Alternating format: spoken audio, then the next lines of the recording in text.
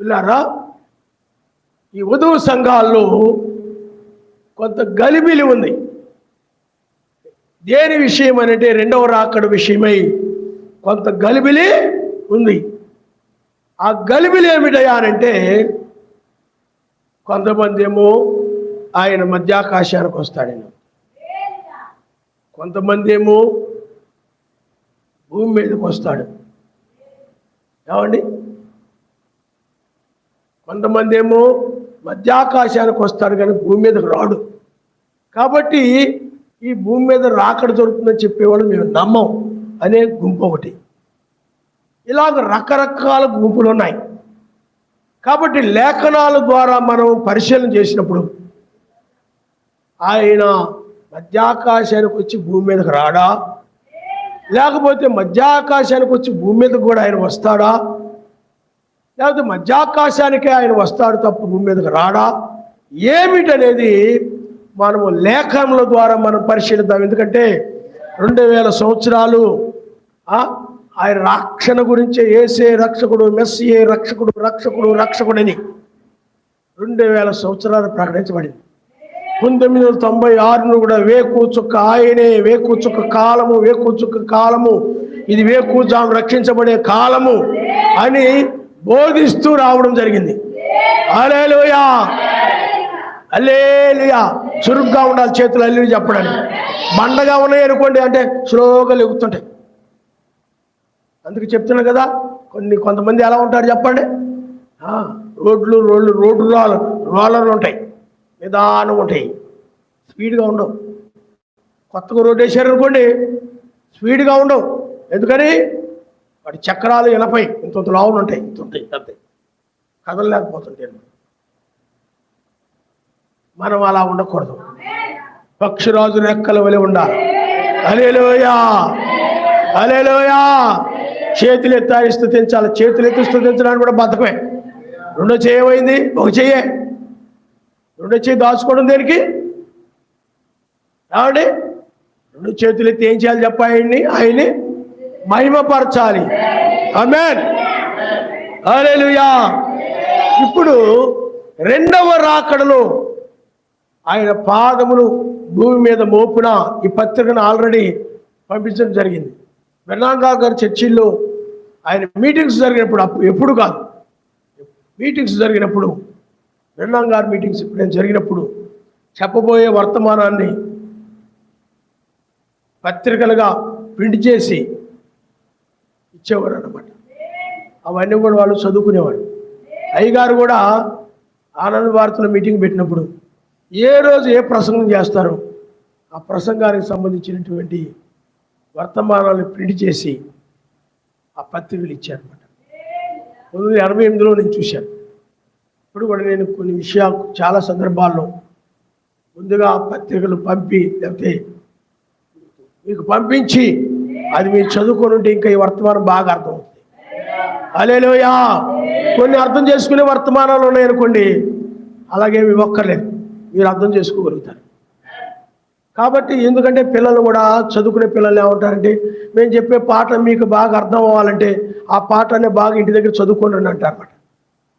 అందుకని మీరు పంపినది ఎవరైనా చదివిన వాళ్ళు ఉన్నారనుకోండి, నేను అన్నీ అలాగే చేయడం లేదు, కానీ కొన్ని అవి మీకు ఈ వర్తమానం ఇంకా బాగా అర్థమవుతుంది.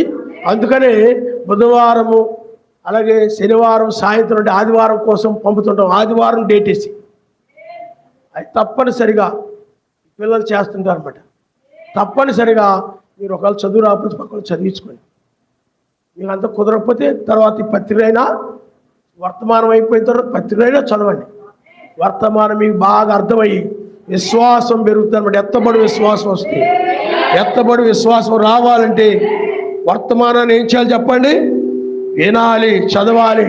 అందుకనే పదే పదే వర్తమానాలను వినేవారు ఎత్తబడి విశ్వాసాన్ని ఖచ్చితంగా పొందుకుంటారు. విని వర్తమానాన్ని ఇక్కడ వింటున్నాం కదా, ఇంకేం వింటాం నేను చెప్పి దాని మీద ఆసక్తి లేకుండా మనస్సు లేకుండా ఉండాలంటే వాళ్ళు ఏదో తప్పులు ఉన్నాయన్నాడు బెన్నాం గారు. బెన్నాం గారు మందిరానికి సరిగా రాకపోయినా వాళ్ళు ఏ తప్పులు ఉన్నాయన్నాడు, వాళ్ళు ఏ లోపాలు ఉన్నాయి, అందుకని నువ్వు రాలేకపోతున్నావు అన్నాడు ఆయన. అందువల్ల వాక్యం వినాలి. వాక్యం ఏం చేయాలి చెప్పండి? ఇంటికి రావాలి. మరలా ఈ యొక్క యూట్యూబ్లో ఉన్నవి కూడా మన వర్తమానాలు ఏం చేయాలి? వినుట వలన నీకు విశ్వాసం కలుగుతుంది. అవి వినకుండా నాకు అర్థమైనయే కదా అని చెప్పి వినకుండా పడుకున్నావు అనుకో, ఏమండి, తర్వాత సాతానుడు నిన్ను బలహీనపరుస్తాడు. సాతానుడు ఏం చేస్తాడు చెప్పండి? నిన్ను బలహీనపరుస్తాడు. ఏం వెళ్తావులే, ఏం వింటావులే, లైవ్లో ఏం వింటావులే, ఆ యూట్యూబ్లో ఏం వింటావులే, ఆదివారం వింటున్నావు కదా, బుధవారం వింటున్నావు కదా, శనివారం వింటున్నావు కదా, సరిపోతుంది ఇంకెందుకు, అలాగా అంటాడనమాట వాడు. అలాంటి ఆలోచనలు పెడతాడు. సాతానుడే నీకు ఏ ఆలోచనైనా పెట్టేది. సర్వశక్తిమంతుడైనా పెట్టాలి నీలో ఆలోచనలు, సాతానుడైనా పెట్టాలి. సర్వశక్తిమంతుడు ఆలోచనలు పెడితే ఆయన చిత్త ప్రకారం నడుస్తాడు. సాతానుడు ఆలోచనలు పెడితే సర్వశక్తి చిత్త ప్రకారం నడవు. అందుకని ఈ ఆలోచనలు నిన్ను మోసం చేస్తాయి. అందుకని ఆయన ఆలోచించి అతను నడిపించబడాలి. హల్లెలూయా, హల్లెలూయా. కాబట్టి పిల్లారా, రెండవ రాకడలో మెస్సయ్య తన పాదములు భూమి మీద మోపున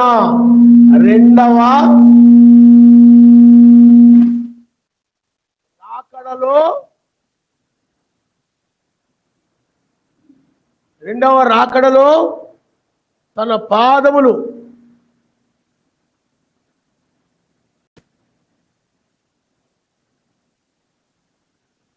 భూమి మీద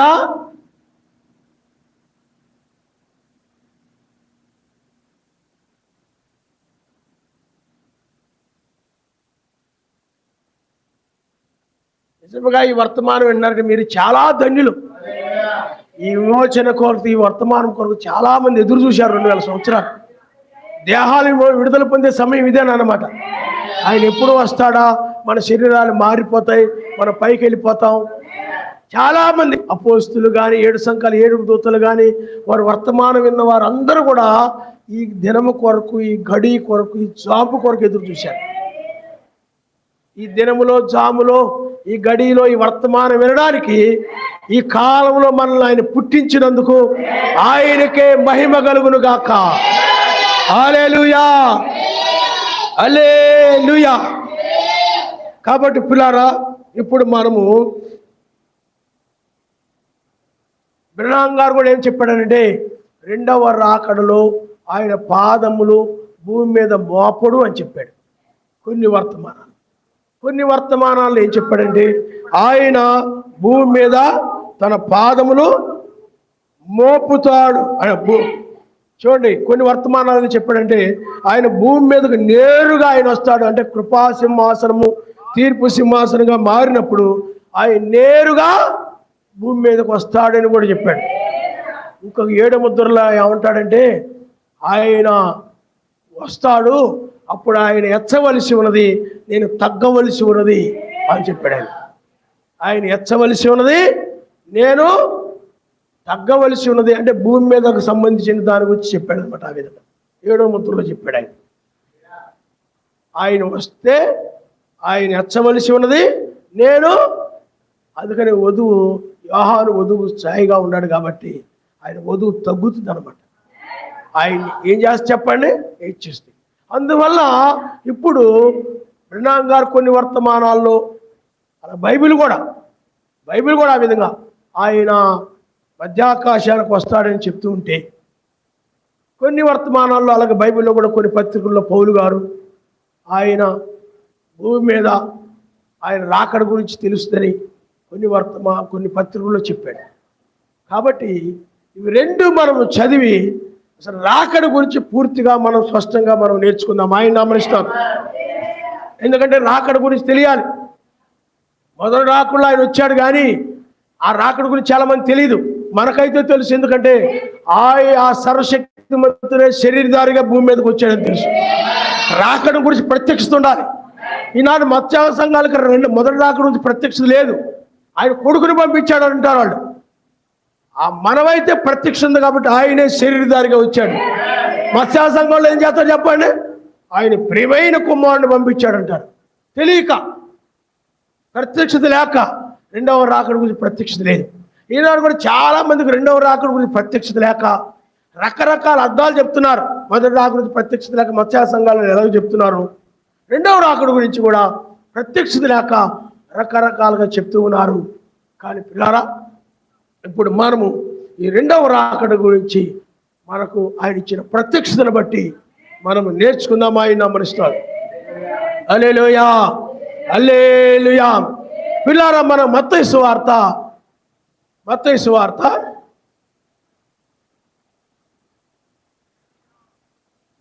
25వ అధ్యాయము 6వ వచనాన్ని మీరు ఒకసారి చదవండి. 25వ అధ్యాయము 6వ వచనం. ఇదిగో పెండ్లి కుమారుడు ఎదుర్కొని, చూడండి, అర్ధరాత్రి వేళ ఏమైనా పడింది చెప్పండి. ఇదిగో పెండ్లి కుమారుడు, ఆయన్ని ఎదుర్కొన రండి. అంటే మనము ఆయన ఎదుర్కొంటామంటాం. అర్థమైందా? అంటే ఇక్కడ వాక్యం ఏం చెప్తుంది? ఆయన భూమి మీదకి రాడు, మనం ఆయన ఎదుర్కొంటాము అని చెప్తుంది అనమాట. సరే, భూమి మీదకి రాడు, భూమి మీద ఆయన పాదాలు మోపడు. మొదటి రాకడలో ఇజ్రాయేలు దేశములో ఆ భూమి మీద తన పాదములు మోపాడు. రెండవసారి ఆయన్ని మనం ఎదుర్కొంటామే తప్ప యూదుల దగ్గరకు వచ్చిన దగ్గర రెండవసారి ఆయన భూమి మీదకి రాడు అని ఇక్కడ వాక్యం చెప్తుంది. ఇంకొక వాక్యం 1వ దశలో రాసిన పత్రిక 4వ అధ్యాయము 16, 17 మీరు ఒకసారి చూడండి. 1వ దశలో రాసిన పత్రిక 4వ అధ్యాయము, ఆర్భాటముతోను ప్రధాన దూత శబ్దముతోను సర్వశక్తిమంతుని బోరతోను పరలోకము నుండి ఎలోహిము దిగవచ్చును. చూడండి, మృతులైన వారు మొదలు లెగుస్తారు. ఆ మీదట సజీవులమై నిలిచియుండు మనము వారితో పాటు ఏకముగా ఎలోహిముని ఎదుర్కొనుటకు ఆకాశ మండలములకు మేఘముల మీద కొనిపోబడుదుము. అంటే ఆర్భాటముతోనూ ప్రధాన శబ్దముతోనూ బోరధ్వనితోనూ ఆయన దిగి వస్తాడు. ఆయన దిగి వస్తున్నప్పుడు ఆర్భాటము, ప్రధాన శబ్దము, బోరధ్వని ఉంటాయి. అప్పుడు వీటి వల్ల మృతులైన వారు సజీవులు మొదలు లెగుస్తారు. ఆ మీదట మనము ఆయన్ని ఏకముగా వెళ్ళి ఆయన ఎదుర్కొంటాము అని. కాబట్టి ఆయన ఎదుర్కొనేది ఎవరు? మృతులు, సజీవులు. అంటే ఆయన ఎక్కడికి వస్తాడు? ఆకాశ మండలానికి వస్తాడు ఉంది బైబిల్. ఇక్కడ వాక్యం చదువుతూ ఏదో ఆలోచిస్తూ కూర్చోకండి. అర్థమైందా? ఆయన ఎక్కడికి వస్తాడండి? ఏదో చెప్పడం కదా, నోటికి వస్తుంది వినాలి. ఎక్కడికి వస్తాడు చెప్పండి. అందుకని బైబిల్ చదువుతున్నాడు, బైబిల్ చూడాలి. బైబిల్ చదువుతున్నాడు, బైబిల్ చూడాలి. ఆ వచనాలు చూడాలి. వాక్యం చెప్తున్నాడు, వాక్యం వినాలి. అంతేగాని అలా దిష్టి బొమ్మల మిరప తోటలో దిష్టి బొమ్మలు పెడతారు చూసారా? కూర్చొని అలా చూస్తుంటే అంతే, కదలకుండా మెదలు కథల మెదలు. నువ్వు కూడా అలా చేతులు ముడుచుకొని అలా కూర్చొని ఉంటాం కాదు, చూడాలి. ఆయన నామనిస్తారు. హల్లెలూయా, హల్లెలూయా. కాబట్టి పిల్లారా, మీరు ఆలోచన చేయండి. ఆర్భాటంతోనూ ప్రధాన శబ్దంతోనూ బోరధ్వనితోనూ ఏమండి ఆయన దిగి వస్తాడు. మృతులు సజీవులు లేపబడతారు. అప్పుడు మనం ఏకముగా వెళ్ళి ఆయన ఎదుర్కొంటాము అని వాక్యం. అంటే దీని అర్థం ఏంటి? ఆయన భూమి మీదకి రాడు, కానీ మనమే వెళ్ళి ఆయన ఎదుర్కొంటామని వాక్యం చెప్తుంది. ఎక్కడ కలుసుకుంటాము ఆయన్ని? ఆకాశ మండలం అంటే దాన్ని మధ్యాకాశం అంటారు. ఆ మధ్యాకాశంలో ఆయన్ని, అందుకని 3 ఆకాశాలు ఉన్నాయి. ఆ మొదటి ఆకాశము, రెండవ ఆకాశం, మూడవ ఆకాశం. ఆ రెండవ ఆకాశమే మధ్యాకాశం. 1కి 3కి మధ్య ఉండేది 2. ఆ రెండవ ఆకాశమే మధ్యాకాశం. ఆ మధ్యాకాశంలో ఆయన్ని మనం ఏం చేస్తాం చెప్పండి? కలుసుకుంటాం. హల్లెలూయా, హల్లెలూయా, హల్లెలూయా. కాబట్టి మధ్యాకాశంలో ఏం చేస్తాం చెప్పండి? ఆయన్ని కలుసుకుంటాం. కాబట్టి పిల్లారా, చాలామంది రెండవ రాకడలోనే గలిబిలి చెందుతూ ఉన్నారు. కాబట్టి ఇక్కడ వాక్యం చెప్తా ఉంది, ఆయన ఎదుర్కొంటాము. అలాగే మీరు ఆదికాండము 24వ అధ్యాయము 64, 65 రాసుకునేవాడు రాసుకోవచ్చు. ఎలాగ మీరు పత్రికలు ఇస్తున్నారు కదండి, ఎందుకండి మీరు బైబిల్ దగ్గర రాసుకున్నారు అనుకోండి, ఎప్పుడైనా బైబిల్ ఏదో చదువుకున్నప్పుడు అవి చూసుకోవచ్చు. చదవండి అమ్మా. రెబెకా కన్నులెత్తి ఇస్సాకును చూచి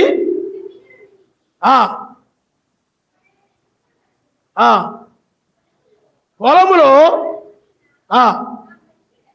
ఆ మనుష్యుడు ఎవరని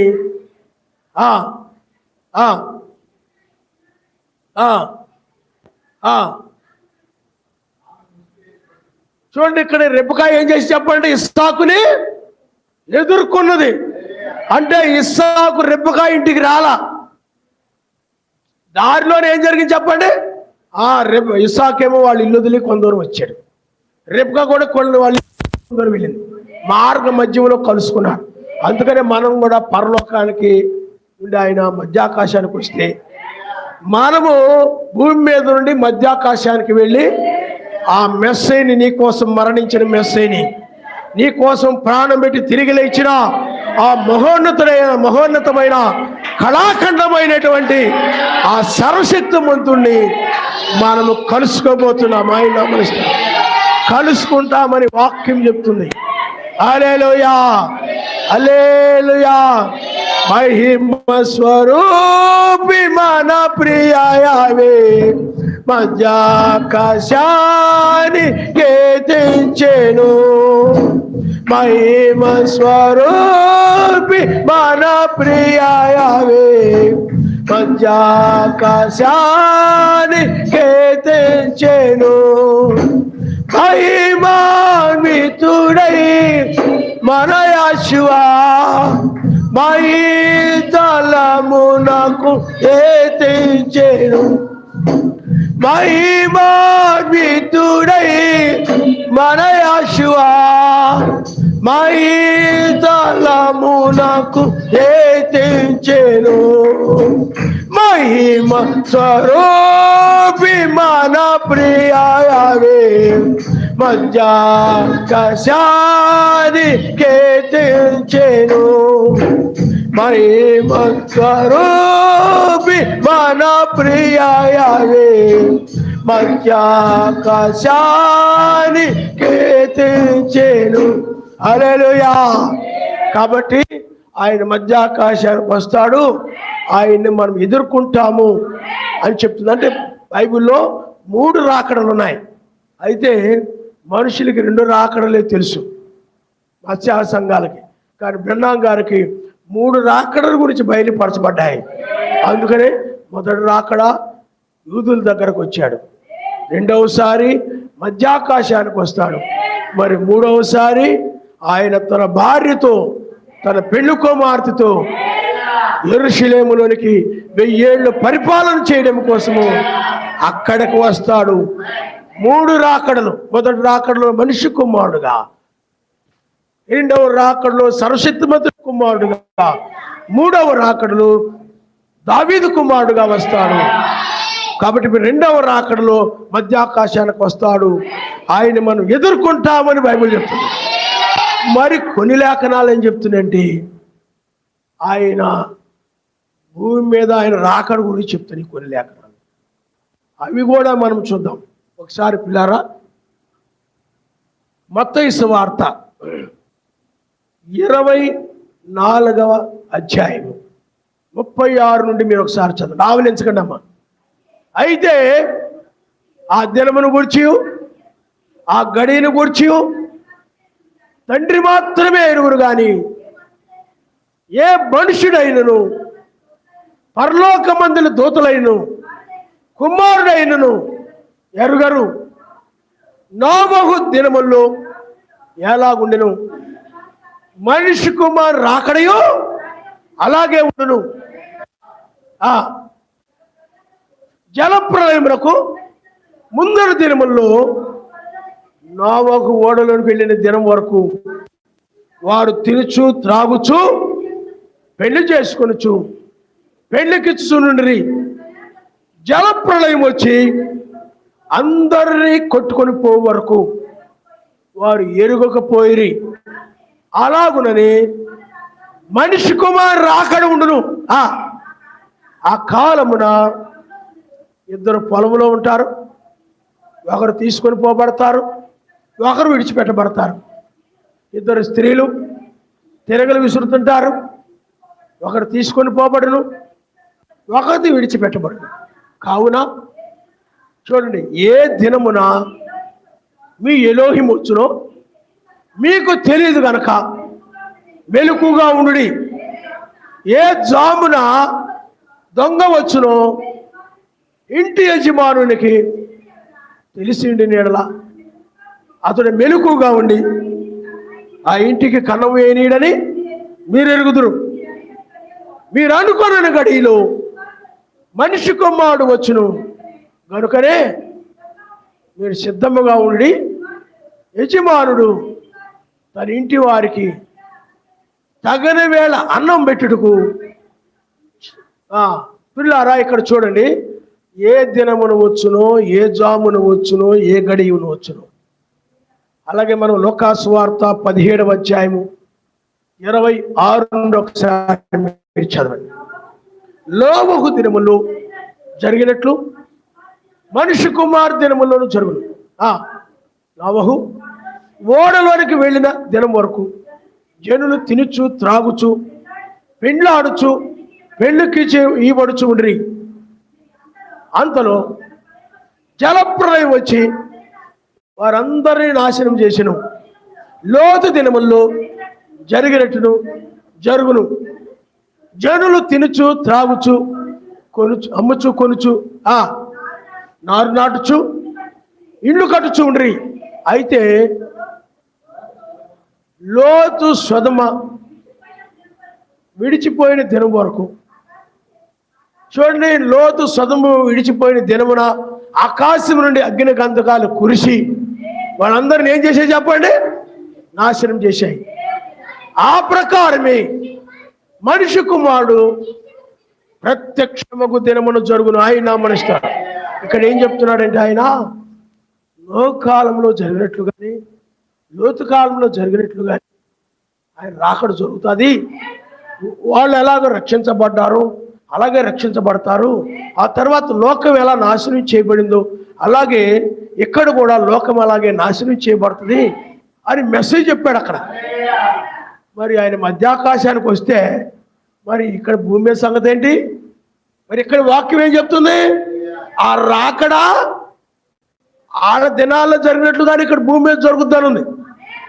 అంటే నీతిమంతులు రక్షించబడతారు, అంటే ఒకరు కొనిపోబడతారు, ఒకరు విడవబడతారు. ఆయన వచ్చే దినమేదో జామేదో మీకు తెలియదు, ఆ గడియేదో మీకు తెలియదు అని ఉందంటే మరి ఆ మధ్యాకాశంలో దినము జాములు ఏమైనా ఉంటాయా? ఉండవు. ఉంటాయా మధ్యాకాశంలో? ఉండవు. ఇక్కడే భూమి మీదే దినము జాము గడియలు ఉంటాయి. ఇక్కడ గురించి ఆయన మాట్లాడాడు. కాబట్టి ఇక్కడికి వచ్చేటప్పటికి ఏముందంటే ఆయన ఇక్కడ భూమి మీదకి వస్తాడు అన్నట్టుంది. ఇందాక లెక్కనాలు ఎలా ఉన్నాయి? మధ్య ఆకాశానికి వస్తాడన్నది. ఇక్కడికి వచ్చినప్పుడు ఏముంది చెప్పండి? భూమి మీదకి వస్తాడు అని ఉంది. హల్లెలూయా, హల్లెలూయా. తర్వాత మరలా మనము ప్రకటన గ్రంథము 10వ అధ్యాయం మీరు మొదటి నుండి మీరు ఒకసారి చదవండి. బలిష్ఠునకు వేరొక దూత పరలోకమును దిగి వచ్చుడు చూచితిని. ఆయన మేఘము ధరించుకుని ఉండెను. ఆయన శిరస్సు మీద వర్షపు ధనుసు ఉండెను. ఆయన ముఖము సూర్యబింబములను, ఆయన పాదములు అగ్నిస్తంభం వలె ఉండెను. ఆయన చేతిలో గట్టిగా చేతిలో విప్పబడి ఉన్నటువంటి చిన్న పుస్తకము ఉండెను. ఆయన తన కుడి పాదము సముద్రం మీదను ఎడవ పాదము భూమి మీదను మోపి సింహము గర్జించినట్లు గొప్ప శబ్దముతో ఆర్భటించినప్పుడు 7 ఉరుములు వాటి వాటి శబ్దములో పలికెను. హల్లెలూయా, హల్లెలూయా. హల్లెలూయా. 7 ఉరుములు వాటి వాటి శబ్దములు పలికి. ఇక్కడ ఏముందంటే ఆయన ఇలా ఆయన ముఖము సూర్యబింబం వలెను, ఆయన పాదములు అగ్ని జ్వాలల వలెను. ఆయన చిన్న పుస్తకాన్ని చేతబట్టుకుని ఉన్నాడు, ఇవ్వబడిన పుస్తకం. కానీ ఆయన ఒక పాదము సముద్రం మీదను, ఒక పాదం భూమి మీదను మోపాడు. ఆయన సింహము గర్జించినట్లు ఆర్భటించినప్పుడు 7 ఉరుములు వాటి వాటి శబ్దములు పలికాడు. కాబట్టి ఇప్పుడు ఆయన భూమి మీద పాదము మోపుతాడని ఉంది ఇక్కడ. సముద్రం మీద ఒక పాదం మోపుతాడంట, భూమి మీద ఒక పాదం మోపుతాడు. కుడి పాదమేమో సముద్రం మీద, ఎడం పాదమేమో భూమి మీద మోపి ఆయన సింహం వల్ల గర్జిస్తాడు అని ఉంది బయట. మరి ఇప్పుడు భూమి మీదకి వస్తాడని ఉంది ఇక్కడ. ఏ దినమును ఏ జామును వచ్చును అంటే ఈ భూమి మీద దినము జాములు ఉంటాయి కాబట్టి ఏదో ఒక దినములో జాములో వస్తాడు. ఆయన లోకాలను రక్షించినట్లుగా రక్షించి లోకాలను రక్షించినట్లుగా రక్షించి నాశనం చేస్తాడు అంటుంది బైబిల్. మరి మధ్యాకాశానికి వచ్చేది కరెక్టా? ఇది కరెక్టా తెలుసుకోవాలి మనం. ఆయన అమ్మనిస్తాం. హల్లెలూయా, హల్లెలూయా, ఆమేన్. తర్వాత చూడండి అమ్మా, ప్రకటన గ్రంథము 22వ అధ్యాయము 12 నుండి 16 వరకు మీరు ఒకసారి చదువు. ఇదిగో నేను త్వరగా వస్తున్నాను, వాని వాని క్రియలను బట్టి ప్రతి వారికి చుటకు నేను సిద్ధపరిచాను. అంటే ఆయన సిద్ధపరిచాడు ఆ జీతం. నా యొద్ద ఉన్నది, నేనే అల్ఫయు మేఘయు, మొదటి వాడును కడపటి వాడును, ఆదిను అంతమునై ఉన్నాను. జీవవృక్షమునకు హక్కు గలవారై గుమ్మముల గుండా ఆ పట్టణములోనికి ప్రవేశించుటకు తమ వస్త్రములను ఉతుక్కొని వారు కుక్కలను, మాంత్రికులను, వ్యభిచారులను, నరహంతకులను, విగ్రహారాధికులను, అబద్ధమును ప్రేమించి జరిగించు ప్రతివాడును వెలుపడునుంటాడు. సంగముల కోసము ఈ సంగతుల గురించి సాక్ష్యం ఇచ్చుటకు మెస్సయ్య అను నేను నా దూతను పంపి ఉన్నాను.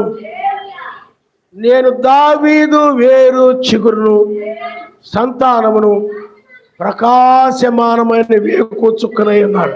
హల్లెలూయా. ఇక్కడ ఏమన్నాడంటే వేకు చుక్కగా ఆయన వస్తాడని, వాని క్రియలను బట్టి ప్రతిఫలం ఇస్తాడని, వేకుచుగా ఆయన ఇదిగో నేను త్వరగా వస్తున్నాను అని చెప్పాడు. కాబట్టి ఆయన మధ్యాకాశానికే వచ్చాడు అనుకోండి, మరి భూమి మీద ఎలాగ వాని క్రియలు ప్రతిఫలం ఇస్తాడు? కాబట్టి ఇక్కడ వాక్యం ఏం చెప్తుంది? ఆయన భూమి మీదకి వస్తాడు, వచ్చి నీతిమంతులను రక్షించి దుష్టులను శిక్షించి వాని క్రియలను బట్టి ప్రతిఫలం ఇస్తాడు ఉంది ఇక్కడ. మరి భూమి మీద ప్రతిఫలం ఇస్తాడు కానీ మధ్యాకాశంలో కాదు, భూమి మీదనే ప్రతిఫలం ఇస్తాడు. తర్వాత చదవండి అమ్మా, ఆత్మయు. తర్వాత చూడండి ఇంకొక వచనం మనం చదువుకుందాం. రోమిలకు రాసిన పత్రిక 2వ అధ్యాయం 5, 9 మీరు ఒకసారి చదవండి. మార్పు పొందని నీ హృదయమును చూడండి. మార్చుకోవడానికి ఇష్టపడినటువంటి నేను ఎలా ఉంటాను, నేను ఎలా ఉంటాను. కృషి దేశంతో తన చర్మాన్ని మార్చుకోగలడా? చిరుతపుల్లి తన మచ్చల్ని మార్చుకోగలదా? మూర్ఖుడు కూడా తన స్వభావాన్ని మార్చుకోలేడు. మూర్ఖుడు కూడా తన ఆలోచన ఏం చేయలేదు చెప్పండి? ఇగోయిజం అడ్డొచ్చేస్తాయి, మార్చుకోలేడు. అలాగే ఇక్కడ కఠినమైనటువంటి మార్చుకున్నటువంటి చదువు, నీ హృదయమును అనుసరించి ఉగ్రత దినమందు అనగా సర్వశక్తిమంతుని న్యాయమైన తీర్పు బయలుపరచబడు దినమందు నీకు నీవే ఉగ్రతను సమకూర్చుకొనిచున్నావు. ఆయన ప్రతి వానికి వాని క్రియలు చొప్పున ప్రతిఫలం ఇచ్చును. చూడండి, వాని క్రియలను బట్టి ఆయన ప్రతిఫలం ఇస్తాడంటే మధ్యాకాశంలో ఎత్తాడా? కాదు, భూమి మీదనే. మరి నోకాలు లోతుకాలు ఎక్కడ ఇచ్చాడు? భూమి మీదనే ప్రతిఫలం ఇచ్చాడు. రక్షణ అనే ప్రతిఫలం, నాశనం అనే ప్రతిఫలం. దాని గురించి మీరు ఒకసారి 1వ దశలో రాసిన పత్రిక 5వ అధ్యాయం 1-9 మీరు ఒకసారి చదవండి. సహోదరులారా, ఆ కాలమును గురించి, ఆ సమయమును గురించి నీకు రాయనక్కర్లేదు. రాత్రి వేళ దొంగ ఎలాగు వచ్చును అలాగునని ఎలోహిము దినము వచ్చునని మీకు బాగుగా తెలియను. లోకులు నెమ్మదిగా ఉన్నది, భయమేమీ లేదని చెప్పుకొనిచుండగా గర్భిణీ స్త్రీకి ప్రసవ వేదన వచ్చినట్లు వారికి ఆకస్మికంగా నాశనము తటస్థించును. గనుక వారు ఎంత మాత్రమును తప్పించుకొనలేరు. సహోదరులారా, ఆ దినము దొంగ వలె మీ మీదకు వచ్చుటకు మీరు చీకట్లో ఉన్నవారు కారు. అంటే ఆ దినము ఆకస్మికంగా దొంగ వలె లోకం మీదకి వచ్చేస్తే వాళ్ళు నశించిపోతారు. కానీ ఆ దినము దొంగ వలె మీ మీదకి వచ్చుడు మీరు చీకట్లో ఉన్నవారు కాదు. అంటే దొంగ వలె ఆ దినము రాదు, కానీ మీకు ఆ దినము తెలుస్తుంది అన్నాడు. తెలుస్తుందని అంటే మరి భూమి మీద మనకి ఆయన రాకడ తెలుస్తుందని అర్థం. మరి ఆ దినం ఆయన వచ్చిన దినం అంట తెలుస్తుందంట. కొంతమంది ఏమంటారంటే ఆయన ఎప్పుడు వస్తాడో తెలీదు. ఏమండి, వచ్చాక తెలుస్తే ఇక్కడ బైబిల్ చెప్తుంది. ఎప్పుడు వస్తాడో తెలీదు, ఆయన అలా వచ్చేస్తాడు, సిద్ధంగా ఉన్నారు, మార్పు పొంది వెళ్ళిపోతారని చెప్తుంటారు. ఎప్పుడు వస్తాడో ఎవరు తెలీదు. కానీ ఇక్కడ వాక్యం ఏం చెప్తుంది? ఆ దినము దొంగ వలె మీ మీదకి వచ్చుటకు మీరు చీకట్లో ఉన్నవారు కాదు. ఆకస్మికంగా లోకాన్ని నాశనం చేటువంటి శ్రమకాలం అది మీకు తెలుస్తుంది అని చెప్పాడు ఆయన.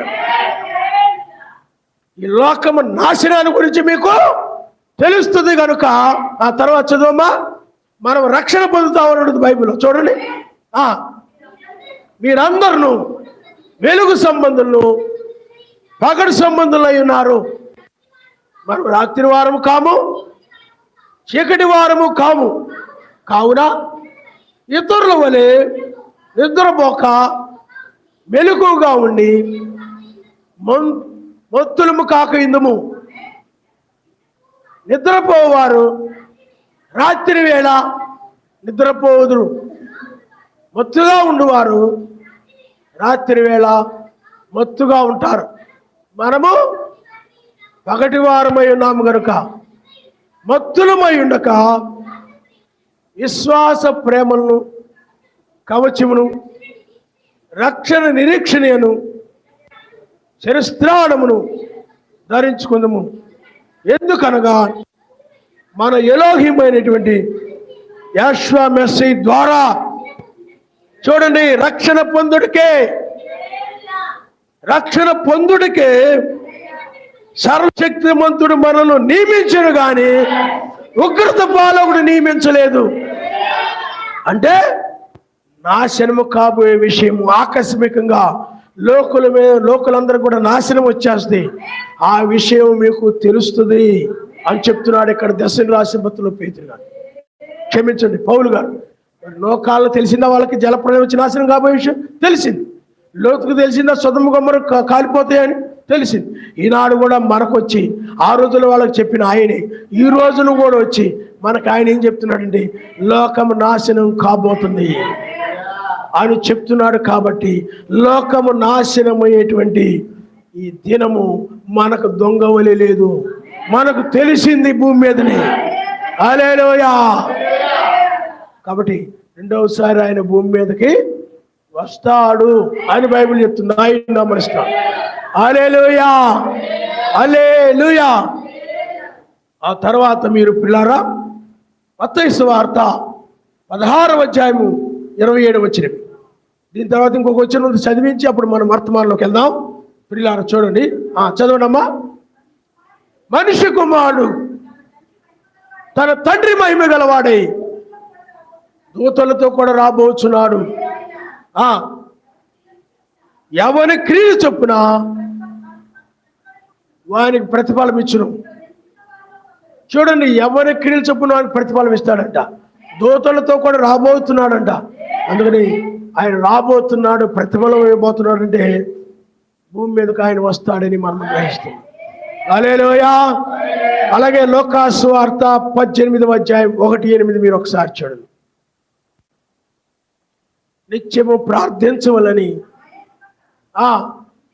విసుక్కోకుండా అస్తమాని ప్రార్థన ఏంటి, ఎంతసేపు ఏంటి, అంతసేపు ప్రార్థన ఏంటి, వారం ఎందుకు, వారానికి బుధవారం శనివారం ప్రార్థన ఎందుకు, ఆదివారం ఎందుకు, ఆదివారం ఒకటే పెడితే చాలు కదా ప్రార్థన. పనులు మానేసి రావాలంటే ఇబ్బందిగా ఉంటుంది, ఇంట్లో పనులు మానేసి రావాలంటే ఇబ్బందిగా ఉంటుంది. ఈ పాస్టర్లు అంతే, పరిపాటు ఉండదు వీళ్ళకి, విసుక్కుంటున్నారు చాలామంది. అర్థమైందా? నిత్యము ప్రార్థించాలంటే ఇంకేం ప్రార్థన చేస్తారు వీళ్ళు. అందుకే చాలామంది వాళ్ళ జీవితాల్లో ప్రార్థన ఉండదు. మత్స్యా సంఘాలలో కూడా చాలామంది ప్రార్థన తక్కువ. కానీ లోకంలో ధర్మకార్యాలు, ఆ కార్యాలు, ఈ కార్యాలు బోర్డు చేస్తుంటారు లోకంలో. అర్థమైందా? హాస్పిటల్ కట్టించి, స్కూళ్ళు పెట్టించి, అవి పెట్టించి, అవి చేసి, ఈ చేసి, అనాథాశ్రమాలు కట్టించి, కుష్ఠరోగులకి అవి కట్టించి, ఈ కట్టించి, వృద్ధాప్యం ముసలోళ్ళకి అవి కట్టించి, అవి చేసి, ఇవి చేసి బోర్డు చేస్తుంటారు. కానీ వాళ్ళ జీవితాల్లో ప్రార్థన ఉండదు, నిత్య ప్రార్థన ఉండదు, పరిశుద్ధాత్మ అసలు ఉండదు వాళ్ళలో. తత్వంలో బాప్తిజం పొంది ఉంటారు, పరిశుద్ధాత్మ ఉండదు. కాబట్టి పిల్లరా, ఇక్కడ మీరు గమనించండి, నిత్యము అంటే విసుగక నిత్యము ప్రార్థించాలని ఒక ఉపమానం చెప్పాడు ఆయన. విసుక్కోకుండా ప్రార్థన చేయాలని. అస్తమానం అమ్మ ప్రార్థన రమ్మని అని నువ్వు విసుకుంటుంటావు, బుధవారం రమ్మంటే నువ్వు విసుకుంటుంటావు, శనివారం రమ్మంటే మీ అమ్మగారు రమ్మంటే నువ్వు విసుకుంటుంటావు. నాకు ఆ వర్క్ ఉంది, ఈ వర్క్ ఉంది, అది రాసుకోవాలి, ఇది రాసుకోవాలి, నేను రానుపో, నా సెల్ ఫోన్లో నన్ను అవి చూసుకోవాలి, ఇవి చూసుకోవాలి, నేను రాను, వాళ్ళతో వీళ్ళతో మాట్లాడాలి, నేను రాను అని ప్రార్థన రమ్మంటే ఏం చేస్తారో చెప్పండి, విసుక్కుంటుంటారు. ఇలాంటి విసుక్కునేటువంటి వాళ్ళు ఉంటారు. కానీ ఆయన విసుక్కోకుండా నిత్యము ప్రార్థించవాలని ఒక ఉపమానం చెప్పాడు. ఆయన నమ్మనిస్తాడు. చదవండి అమ్మా. భయపడకయు, మనుషులు లక్ష్య పెట్టకయు ఉండు. ఒక న్యాయాధిపతి ఒక పట్టణములో ఉండెను. ఆ పట్టణములో ఒక విధవరాలు ఉంది. ఆమె అతని యొద్దకు నా ప్రతివాదికి నాకును న్యాయం తీర్చమని అడుగుచు వచ్చిన గాని అతడు కొంతకాలము ఒప్పకపోయాను. ఆ తరువాత సర్వశక్తిమంతుని భయపడకయు, మనుష్యులు లక్ష్య పెట్టకయు ఉండినను ఈ విధవరాలు నన్ను తొందర పెట్టుచున్నది కనుక ఆమె మాటికి వచ్చి గోజాడుకుంటున్నట్లు ఆమెకు న్యాయము తీర్చునని తనలో తాను అనుకొనిను. మరియు ఆ మెస్సి ఇట్లనెను, అన్యాయస్తుడైన ఆ న్యాయాధిపతి చెప్పిన మాట వినుడి. సర్వశక్తిమంతుడు తాను ఏర్పరచుకొని వారు దివారాత్రులు తను గూర్చి మొరపెట్టుచుండగా వారికి న్యాయము తీర్చడా, ఆయన వారికి త్వరగా న్యాయము తీర్చును. వారి విషయమే కదా ఆయన దీర్ఘశాంతము చూపుచున్నాడు. ఆయనను మనిషి కుమారుడు వచ్చినప్పుడు ఆయన భూమి మీద విశ్వాసమును కనుగొనునా. హల్లెలూయా. ఇప్పుడు మధ్యాకాశానికి వచ్చాడు, భూమితో విశ్వాసంతో అవసరమా? ఎప్పుడో వస్తాడు, ఎప్పుడో వెళ్ళిపోతాం.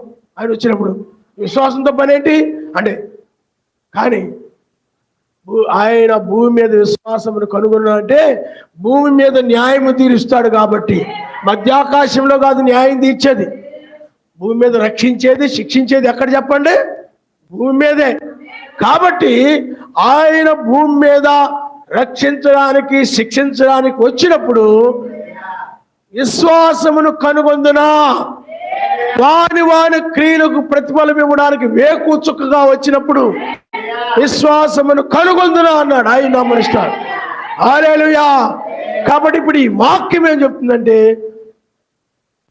ఆయన భూమి మీదకి వస్తాడు, విశ్వాసం కొను. అందుకని ఇప్పుడు ఈనాడు ఈ వర్తమానాన్ని విశ్వసించేవాడు కనపట్ల. మొదటి రాకల్లో చెప్పాడు, మొదటి రాకల్లోనే యూదులు ఆయన్ని విశ్వసించలా. పరిసయ్యులు, సుంకుల సామాన్యులు విశ్వసించారు, దీనులు విశ్వసించారు. అంటే చిన్న తప్పు కనపడినా బయటికి వెళ్ళిపోయి విలవిల్లాడిపోయే వాళ్ళు విశ్వసించారు.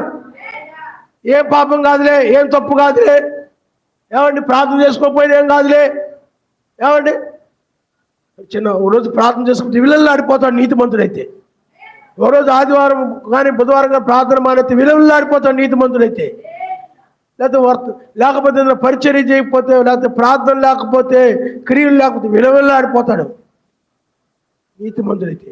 నీతిమంతుడు కాదనుకోండి, ఏం పాపం కాదులే, బోల్డ్ చేస్తున్నాను, నేను బోల్డ్ భక్తి చేస్తున్నాను, బోల్డ్ పరిచర్య చేస్తున్నాను, బోల్డ్ మంది నేను ఆదరిస్తున్నాను, బోల్డ్ ప్రార్థన చేస్తున్నాను, వెళ్ళకపోతే ఏమైంది, ప్రార్థన చేసుకోకపోతే ఏమైంది అనుకుంటా. అయ్యగారు చెప్పారు ఈ మాట. భయపడతాడంటే చిన్న మాట మీద. మీకు అర్థమైంది? నిజ విశ్వాసి మీకు అర్థమైందా? అయ్యో ఇలా బుధవారం వెళ్ళలేదే అని బాధపడిపోతాడు అనమాట. విలవిలవిలాడిపోతాడు, చాలా బాధపడిపోతుంటాడు. నీకు ఏ బాధ అయిందో, నీకు ఏమి బాధ ఉండదు. ఆలోచన చేయండి. భూమి మీద పిల్లరా విశ్వాసమును కనుగొందునా. అందుకని వేకొచ్చుక్క వర్తమానాన్ని విశ్వసించే వాళ్ళు కనపట్టలేదు. ఎక్కడ చూసిన దుర్బోధలు విశ్వసించేవారే. ఇదిగో వాని క్రియలు చొప్పున ప్రతిఫలం ఇవ్వడానికి వచ్చాడంటే విశ్వసించేవాళ్ళే. మరి ఇప్పుడు భూమి జరుగుతుందని మనం అంటున్నాం. మరి మధ్య ఆకాశానికి వస్తాడని వాక్యం చెప్తుంది. భూమి మీదకి వచ్చి తీర్పు తీరుస్తాడని వాక్యం చెప్తుంది. తీర్పు జరిగేది ఎక్కడ? భూమి మీదే. నీతిమంతులకి దుర్నీతి పరులకి తీర్పు జరిగేది ఎక్కడ చెప్పండి? భూమి మీద. అందుకే బ్రహ్మ గారు 7వ ముద్దులో కూడా చెప్పాడు, ఆయన వచ్చినప్పుడు నేను తగ్గవలసి ఉన్నది, ఆయన ఎచ్చవలసి ఉన్నదని చెప్పాడు. ఆయన నామనిస్తాడు. హల్లెలూయా, హల్లెలూయా. కాబట్టి ఇప్పుడు మనము దీని గురించి మనం చూద్దాం. ఇలారా ఆయన మధ్యాకాశానికి వస్తాడనేది సత్యమే. అలాగే వీళ్ళారా, అలాగే మరలా భూమి మీద ఆయన పాదమును మోపి తీర్పు తీరుస్తాడనేది కూడా సత్యమే. హల్లెలూయా, హల్లెలూయా. అయితే ఇక్కడ మనం ఒక ప్రత్యక్షత ద్వారా దీన్ని గుర్తిస్తాం అనమాట. ఎలాగనంటే ఆయన పిల్లారా జాగ్రత్తగా వినాలి. 1995లో కృపా సింహాసనము తీర్పు సింహాసనంగా మారిపోయింది. ఈ 2000 సంవత్సరాలు కృపా సింహాసనం మీదే ఉన్నారు. ఎందుకంటే 3వ దినంలో 2 దినములు అయిన తర్వాత 3వ దినంలో వధువును లేపాలి కాబట్టి ఆయన అందుకనే 2 దినములు అయిన తర్వాత 3వ దినములోనే, అంటే 1996లో, అందుకని ఆయన వచ్చిన దగ్గర నుండే 3వ దినం ఆరంభమైంది. అలాగే 2000 సంవత్సరాలు మెస్సీ వచ్చిన దగ్గర నుండే క్రీస్తు శకం ఆరంభమైంది. 2 దినాలు అయిపోయాయి.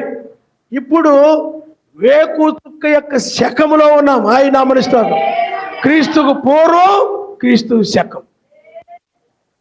అందుకని వేకు చుక్కకు పూర్వం అంటే న్యాయాధిపతికి పూర్వం, న్యాయాధిపతి తర్వాత.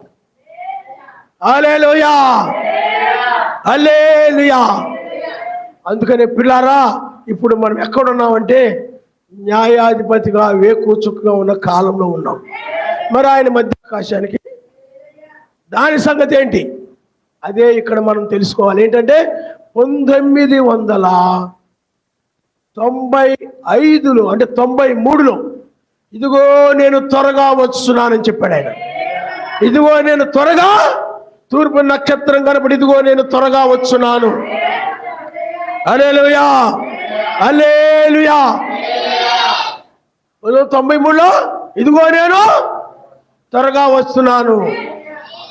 తర్వాత 1993లోనే మా ఇంటి ముందు ఉన్నటువంటి ఒక ఇల్లు ఉంది ఒంగోలులో.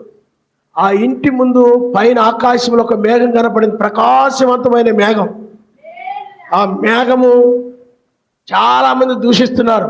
అగ్నిమేఘంగా మారిపోయింది, అగ్నిమేఘంగా మారిపోయింది. ఎవరైతే దూషిస్తున్నారో, ఎవరైతే ఆయన నిరాకరించారో అది ముక్కలు ఇరిగి పడిపోయింది అనమాట. ఏమైపోయింది చెప్పండి? అది ముక్కలుగా ఇరిగి పారిపోయారనమాట ఎక్కడో అక్కడ. ఆ కళ అప్పుడు అర్థం కాల. కానీ ఏ ఇంటి ముందు అయితే మా ఇంటి ముందు ఆకాశంలో మేఘం కనపడిందో అదే ఇంటి ముందు అయ్యగారి యొక్క మీటింగ్స్ జరిగాయి. ఎవరి మీటింగ్స్ జరిగాయి చెప్పండి? అయ్యగారి యొక్క మీటింగ్స్ జరిగాయి. అర్థం అవడానికి నిదానం చెప్తున్నాను అనమాట. మీటింగ్స్ జరిగాయి. ఆ మీటింగ్స్ ఎప్పుడు జరిగాయి అంటే 1995లో జరిగాయి. అప్పుడు జాన్సన్ గారిని తిరిగించారు, నన్ను పరిచయానికి పిలిచాడు. పిలిచినప్పుడు ఆయన ఏం బయలుపరిచాడంటే, ఇదిగో తెల్లని మేఘం ఎలాగ అగ్ని మేఘంగా మారిందో ఇప్పుడు ఆయన కృపా సింహాసనం మీద ఉండి తీర్పు సింహాసనం మీదకి మారాడు. ఇక లోకానికి సువార్త ద్వారాలు మూయబడ్డాయి. ఇక లోకంలో సువార్త ప్రకటించే కాలం అయిపోయింది. ఇది తెల్లవారుజామున లోతు వాళ్ళు ఎలాగైతే బయటికి వెళ్ళిపోయారో, దానియేలు ఎలా బయటికి తీయబడ్డాడో, ఆనోకు ఎలాగ ఆరోహణమయ్యాడో, రాబడి స్త్రీ ఎలా బయటకు వచ్చిందో, అలాగే మెస్సయ్య కూడా ఎలాగైతే సమాధి నుండి బయటకు వచ్చాడో, ఇది విడుదల సమయము, విమోచన సమయము, మీరు రక్షించబడే సమయం అని చెప్పాడు ఆయన నమ్మనిస్తారు. హల్లెలూయా. అప్పుడు అర్థమైంది ఏంటంటే, రెండవసారి ఆయన న్యాయాధిపతిగా ఆయన ఇప్పుడు 1995లో మధ్యాకాశానికి ఆయన వచ్చాడు. ఆయన మధ్యాకాశానికి ఆయన ఎందుకంటే రెండవసారి న్యాయాధిపతిగా తీర్పు తీర్చడానికి న్యాయాధిపతిగా ఆయన మధ్యాకాశానికి వచ్చాడు. ఆయనే నీతి సూర్యుడు. అయితే మధ్యాకాశంలో పెండ్లి విందు మాత్రమే జరుగుతుంది. అయితే ఆయన 1995లో మధ్యాకాశానికి వచ్చి ఆయన 95లో పిల్లారా నేను గదిలో ఉన్నప్పుడు ఆకాశము నుండి ఉరుముతూ మేఘములో కిందకు దిగి వచ్చాడు ఆయన. హల్లెలూయా, హల్లెలూయా, ఆమేన్. మధ్య ఆకాశం నుండి అనగా పైన ఆకాశం నుండి ఉరుముతూ 95 అప్పుడే వేకుచ్చు గురించి బయలుపరచబడింది నాకు. 96లో ఆయన దిగి వచ్చాడు. దిగి వచ్చి వేకుచుక్కగా బయలుపరుచుకున్నాడు. 1963లో మేఘారుడుగా దర్శనమిచ్చి ఆయనే 95లో దిగి వచ్చి 96లో వేకుచుక్కగా బయలుపరుచుకున్నాడు. హల్లెలూయా, హల్లెలూయా. వేకుచుక్కగా. అందువల్లే పిల్లారా ఆయన మధ్యాకాశానికి వచ్చాడు. కానీ భూమి మీద ఆయన ప్రకటన గ్రంథం 22వ అధ్యాయం 12-16లో చెప్పబడిన ప్రకారము ఆయన భూమి మీద వేకుచుక్కగా బయలుపరుచుకున్నాడు. అందువల్ల ఇప్పుడు ఆయన మధ్యాకాశానికి వచ్చాడు. కానీ భూమి మీద ఆయన వచ్చిన దినము, జాము, గడియ వేకుచుక్క ద్వారా బయలుపరచబడుతుంది. ఆయన మధ్యాకాశానికి వచ్చాడు. ఓ ఇదే ఆయన దినము, ఇదే ఆయన జాము, ఇదే ఆయన గడియ. ఇప్పుడు భూమి మీద ఆయన న్యాయము తీర్చే న్యాయాధిపతిగా ఉన్నాడు. హల్లెలూయా, హల్లెలూయా. అందుకనే ఇప్పుడు భూమి మీదకి వచ్చి ఆయన పిల్లారా ఒక పాదము సముద్రం, ఒక పాదము భూమి మీదను, ఒక పాదము సముద్రం మీదను ఆయన మోపాడు. ఆయన మధ్యాకాశానికే వచ్చాడు. కానీ భూమి మీద ఆయన వేకుచుక్కగా బయలుపరుచుకున్నాడు. వేకుచుక్క కానీ ఎవరు చెప్పండి? ఆయనే. అంటే రక్షించేవాడుగా, నాశనము చేసేవాడుగా ఆయన రంగం మీదకి వచ్చినట్లు ఆ దినము, జాము, గడియ కాలం, లోతు కాలంలో రక్షించాడు, నాశనం చేశాడు. అదే విధంగా ఇప్పుడు భూమి మీదకి వచ్చాడు. ఆయన నమ్మరిస్తాడు. అందుకనే 7 తర్వాత 8. అందుకని జాన్సన్ గారి పేర్లు, బ్రహ్మాం గారి పేర్లు 7 ఉంటాయి. ఇక్కడ 8 ఫిలోమోన్ పేర్లు, 8 అక్షరాలు కనపడతాయి. 7 తర్వాత 8 అని అర్థమవుతున్నది. హల్లెలూయా. అవి ప్రవక్తలకు మాత్రమే వర్తిస్తాయి. నా పేరు కూడా ఏలియా కదా, నేను ఎత్తబడేటప్పుడు ఏలియా ఉంటాడు కాబట్టి నేను కూడా సరిపోయినా అనకూడదు. అలాంటి అబ్రాహాము అనే పేరు, ఏలి అనే పేరు చాలా మంది ఉంటారు. మీకు అర్థమైందా? ఇప్పుడు ఆ రోజుల్లో బ్రహ్మాం అనే పేరుంది, అది సరస్వతితో కలిసింది. అలాంటి పేరు కలిగిన వాళ్ళు ఉన్నారు. మా పేరు కలిసిందని కుదరదు. ఎందుకంటే అది ఆ ఆత్మ అభిషేకము, ఆ పిలుపు కలిగిన వారు. బ్రహ్మాం గారు తర్వాత అదే పిలుపు, అదే అభిషేకం, అదే కలిగినటువంటి వారు. వారి తర్వాత వర్తమానం కూడా రుజువు చేయడానికి, అది ఆయన తర్వాత వర్తమానం మీద గుర్తించడానికి అవి చేస్తాడు ఆయన. ఆ వర్తమానాన్ని నమ్మడానికి చేస్తాడు. నీ ఇష్టం వచ్చిన నమ్ముకుంటే నువ్వు నరకానికి పోతావని, నీకు నచ్చిన వాళ్ళు నడుచుకున్న వాళ్ళ ప్రకారం నడితే నువ్వు నరకానికి వెళ్ళిపోతావని, నీకు నచ్చిన వాళ్ళకి వెళ్ళి ఏమండి వీళ్ళు నేను నువ్వు మంచి ఫ్రెండ్స్, మిగతా వాళ్ళకి మనకు సంబంధం లేదు, విశ్వాసంతో పాస్టర్ గారితో ఎవరికి మన సంబంధం లేదు, మనమే భక్తి పరులు అనుకొని ఒకరికొకరు నమ్ముకుంటే మోసపోతారని నిజమైన వర్తమానాన్ని గుర్తించే నిమిత్తమే ఆ సూచనలు ఉంచుతాడు ఆయన. నమ్మనిస్తాడు. హల్లెలూయా. అంతేగాని విశ్వాసులు సూచనగా ఉంచడం ఎందుకు? విశ్వాసులనే రకరకాల పేర్లు ఉంటాయి. ఏలి అనే పేరు ఉంటుంది, అబ్రాహం అనే పేరు ఉంటుంది, ఆనోకు అనే పేరు, దానియేలు అనే పేరు, నోహ అనే పేరు ఉంటుంది, మరియమ్మ పేరు ఉంటుంది, శారా పేరు ఉంటుంది, అందరి పేర్లు ఉంటాయి. మీకు అర్థమైందా? రకరకాల పేర్లు ఉంటాయి. కానీ వాళ్ళు వధువుకు మాత్రమే, హల్లెలూయా, వధువుకు మాత్రమే ఛాయిగా ఉంటారు తప్ప 7వ తర్వాత వర్తమానికులుగా ఛాయిగా ఉంటారు. ఇప్పుడు దావీదు అని ఉన్నాడు అనుకోండి, దావీదు నక్షత్రం అని పేరుంది. ఆ దావీదు పేరు ఆ నక్షత్రంలో కలిసింది కాబట్టి నేను అది అనుకుంటే సరిపోతా? ఎందుకు ఈ మాట చెప్తున్నానంటే ఇలాగ అనుకొని పడిపోయిన వాళ్ళు ఉన్నారు. ఏలియా అనే పేరుంది, ఏలియా రుణం అయిపోయాడు కాబట్టి నేనే ఏలియాని, నన్ను కూడా గౌరవించాలా? ఆ ఏలియా అని అతను ఏం చేసేవాడు తెలుసా? మాకు తెలిసిన ఆయన ఎలీషా, ఏలియా అని ఇద్దరు వచ్చాడు.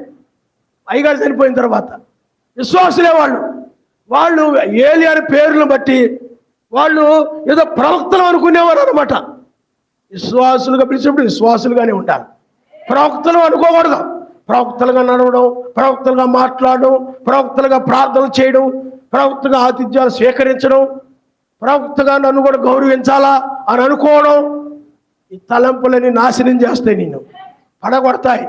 ఎస్తేర్ అని పేరు, దెబోర్ అనే పేరు కలిగి నేను ఎస్తేర్ అని బోధకురాండ్రుగా మారిపోయిన ఉన్నాను నాకు తెలిసినాడు. పేరును బట్టి ఆడు ఎస్తేర్ను వాడుకున్నాడు కదా, నా పేరు కూడా అదే. దెబోరాను వాడుకున్నాడు కదా, నా పేరు అదే. సీసెరాను ఆ యొక్క సీసెరా కాలంలో ఆ యొక్క దెబోరా న్యాయాధిపతిగా ఉంది కదా, ఇప్పుడు కూడా వధువు న్యాయం తీరుస్తుంది. ఆ స్త్రీ వలె ఇలాగ కల్పితమైన బోధలు బోర్డు ఇచ్చేసాయి సంఘాల్లోకి ఇప్పుడు. అందుకనే మీరు మోసపోకూడదని చెప్తుంటాను అనమాట. ఆయన మనిస్తారు. హల్లెలూయా, హల్లెలూయా. కానీ అది అర్థం కాదు. కాబట్టి పిల్లారా, ఎందుకు ఈ మాట చెప్తున్నానంటే ఆయన 1995లో కృపా సింహాసనం, తీర్పు సింహాసనం, ఎందుకంటే 93లో ఇదిగో త్వరగా వస్తున్నానని చెప్పాడు. 95లో కృపా సింహాసనం తీర్పు సింహాసనంగా మారింది. ఆయన మధ్యాకాశంలో అడుగుపెట్టి ఆ తర్వాత ఆయన మేఘములో కిందకు వచ్చి 95లో 96లో వేకుచుక్కుగా బయలుపరుచుకున్నారు. ఇప్పుడు వాని క్రియలు చొప్పున ప్రతిఫలం ఇచ్చే న్యాయాధిపతిగా భూమి మీద ఉన్నాడు. ఆయన మన స్తోత్రం. హల్లెలూయా. అయితే ఇప్పుడు ఒక పాదము సముద్రం మీద, ఒక పాదము భూమి మీద. పిల్లారా, మీకు అర్థమయ్యేటట్టు చెప్పాలంటే ఇప్పుడు నేను గీస్తాను. ఇది మధ్యాకాశం. ఏంటి చెప్పండి?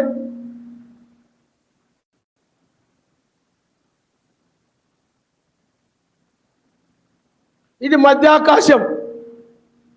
ఇప్పుడు ఇక్కడికి వచ్చాడు ఎవరు? నీతిశూరుడు. ఎప్పుడు? 1995లో. అంటే కృపా సింహాసనం, తీర్పు సింహాసనంగా. ఎందుకంటే 95 జాన్సన్ గారు మీటింగ్స్ పెట్టడం, ఆయన నిద్రించడం ద్వారా ఏమైపోయింది? కృప అయిపోయింది లోకానికి. మరలా వేకుచుగ్గా ఆయన రావడం వల్ల తీర్పు ఆరంభమైంది. అందువల్ల తీర్పు సింహాసనం మీద ఉన్నాడు 96 నుండి. సరే, ఇప్పుడు 95లో కృపా సింహాసనం వదిలిపెట్టేశాడు, 96లో తీర్పు సింహాసనం మీద అడుగు పెట్టాడు. కాబట్టి ఇప్పుడు ఆయన మధ్యాకాశానికి వచ్చి ఈ యొక్క భూమి మీద ఇక్కడ వేకు చుక్కగా,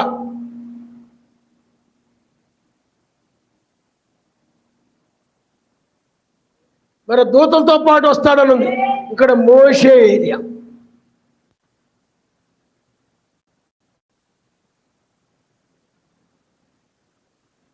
ఇక్కడ రక్షణ, ఇక్కడ శిక్ష. ఆయన మధ్యాకాశానికి వచ్చి భూమి మీద ఏం చేస్తున్నాడు చెప్పండి? వేకుచుకగా మనకు బయలుపరుచుకున్నాడు. ఇది భూమి మీద, భూమి అంటే వధువు. భూమి అంటే ఎవరు చెప్పండి? వధువు. అందుకనే విత్తనములు భూమి మీద పడ్డాయి, మంచి నేల మీద పడ్డాయి. అది 30 అంతలు 60 అంతలు 100 అంతలు ఫలించింది అని ఉంటుంది. కాబట్టి భూమి అంటే వధువు. అలాగే ఇక్కడ సముద్రము. సముద్రం అంటే పనికిరాని నీళ్లు, ఉప్పు నీళ్లు. ఈ సముద్రం ఎవరంటే అన్ని జనులు, మత్స్య సంఘాలు, రోమ్. అర్థమైంది మీకు? ఇప్పుడు దీనికి మనకి అర్థం కావాలంటే చూడండి, ఇప్పుడు ఒక పాదం ఇక్కడ, రెండో పాదము ఇక్కడ మోపాడు. ఒక పాదము, రెండో పాదం, ఎడమ పాదము, కుడి పాదం. మధ్య ఆకాశానికి వచ్చి ఏం చేసి చెప్పండి? ముందు ఇప్పుడు ఇక్కడ మోపాడు, ఇప్పుడు మన దగ్గర మోపాడు. ఇప్పుడు పాదం మనల్ని రక్షించడానికి, రక్షణ కోసం. హల్లెలూయా, హల్లెలూయా. ఇప్పుడు ఇక్కడ వేకుచుకగా బయలుపరుచుకున్నాడు. అందుకని ఆయన వచ్చిన దినము, జాము, గడియ మనకి ఇక్కడ బయలుపరచబడ్డాయి. మధ్యాకాశం నీచుడిగా వచ్చాడు, భూమి మీద వేకుచుకగా ఆయనే బయలుపరచుకున్నాడు. ఎందుకంటే ఆయనే వేకుచుక్క అయి ఉన్నాడు. హల్లెలూయా, బయలుపరచు. దీనికి మీకు బైబిల్ ఆధారం ఏంది అంటే నిర్గమాకాండం 14వ అధ్యాయంలో మీరు చదవండి ఒకసారి. నిర్గమాకాండం 14వ అధ్యాయంలో చక్కటి రుజువులు ఉంటాయి అన్నమాట. నిర్గమాకాండము 14వ అధ్యాయంలో, ఎందుకంటే వాక్యమే మాట్లాడాలి, మన సొంతంగా ఏదో ఒకటి చెప్పడం కాదు. చూడమ్మా, నిర్గమాకాండము 14వ అధ్యాయము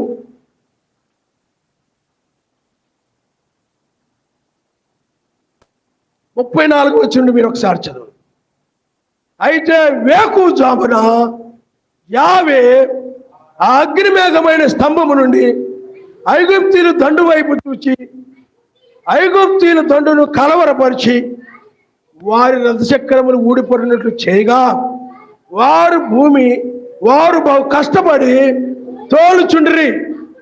అప్పుడు ఐగుప్తీయులు ఇశ్రాయేలు ఎదుటి నుండి పారిపోదుము రండి, యావే వారి పక్షమున మనతో యుద్ధము చేయుచున్నాడని చెప్పుకొని, అంతలో యావే మోషేతో ఐగుప్తుల మీదకని, వారి రథముల మీదకని, వారి రౌతుల మీదకని నీళ్లు తిరిగి వచ్చినట్లు సముద్రం మీద నీ చెయ్యి చాపమనెను. మోషే సముద్రం మీద తన చెయ్యి చాపగా పొద్దుపడిచినప్పుడు సముద్రము అధిక బలముతో తిరిగి పొర్లెను. హల్లెలూయా, హల్లెలూయా. ఇప్పుడు చూద్దాం, మోషే కాలంలో, అలాగే ఇక్కడ 7వ సంఘ కాలంలో, 7వ సంఘ కాలములో, ఇక్కడ మోషే కాలములో ఒకటి దూత ఉన్నాడు. ఇక్కడ కూడా దూత ఉన్నాడు. ఇదే వేకు దూత. ఇక్కడ కూడా వేకుజామున దూతగా ఉన్నాడు ఆయన. వేకుజామున ఇజ్రాయెల్ ఐగుప్తీయుల మధ్య ఆయన ఏం చేశాడు చెప్పండి? నిలిచాడు, దూతగా ఉన్నాడు. నెక్స్ట్ ఇక్కడ ఇజ్రాయిల్ ఉన్నారు.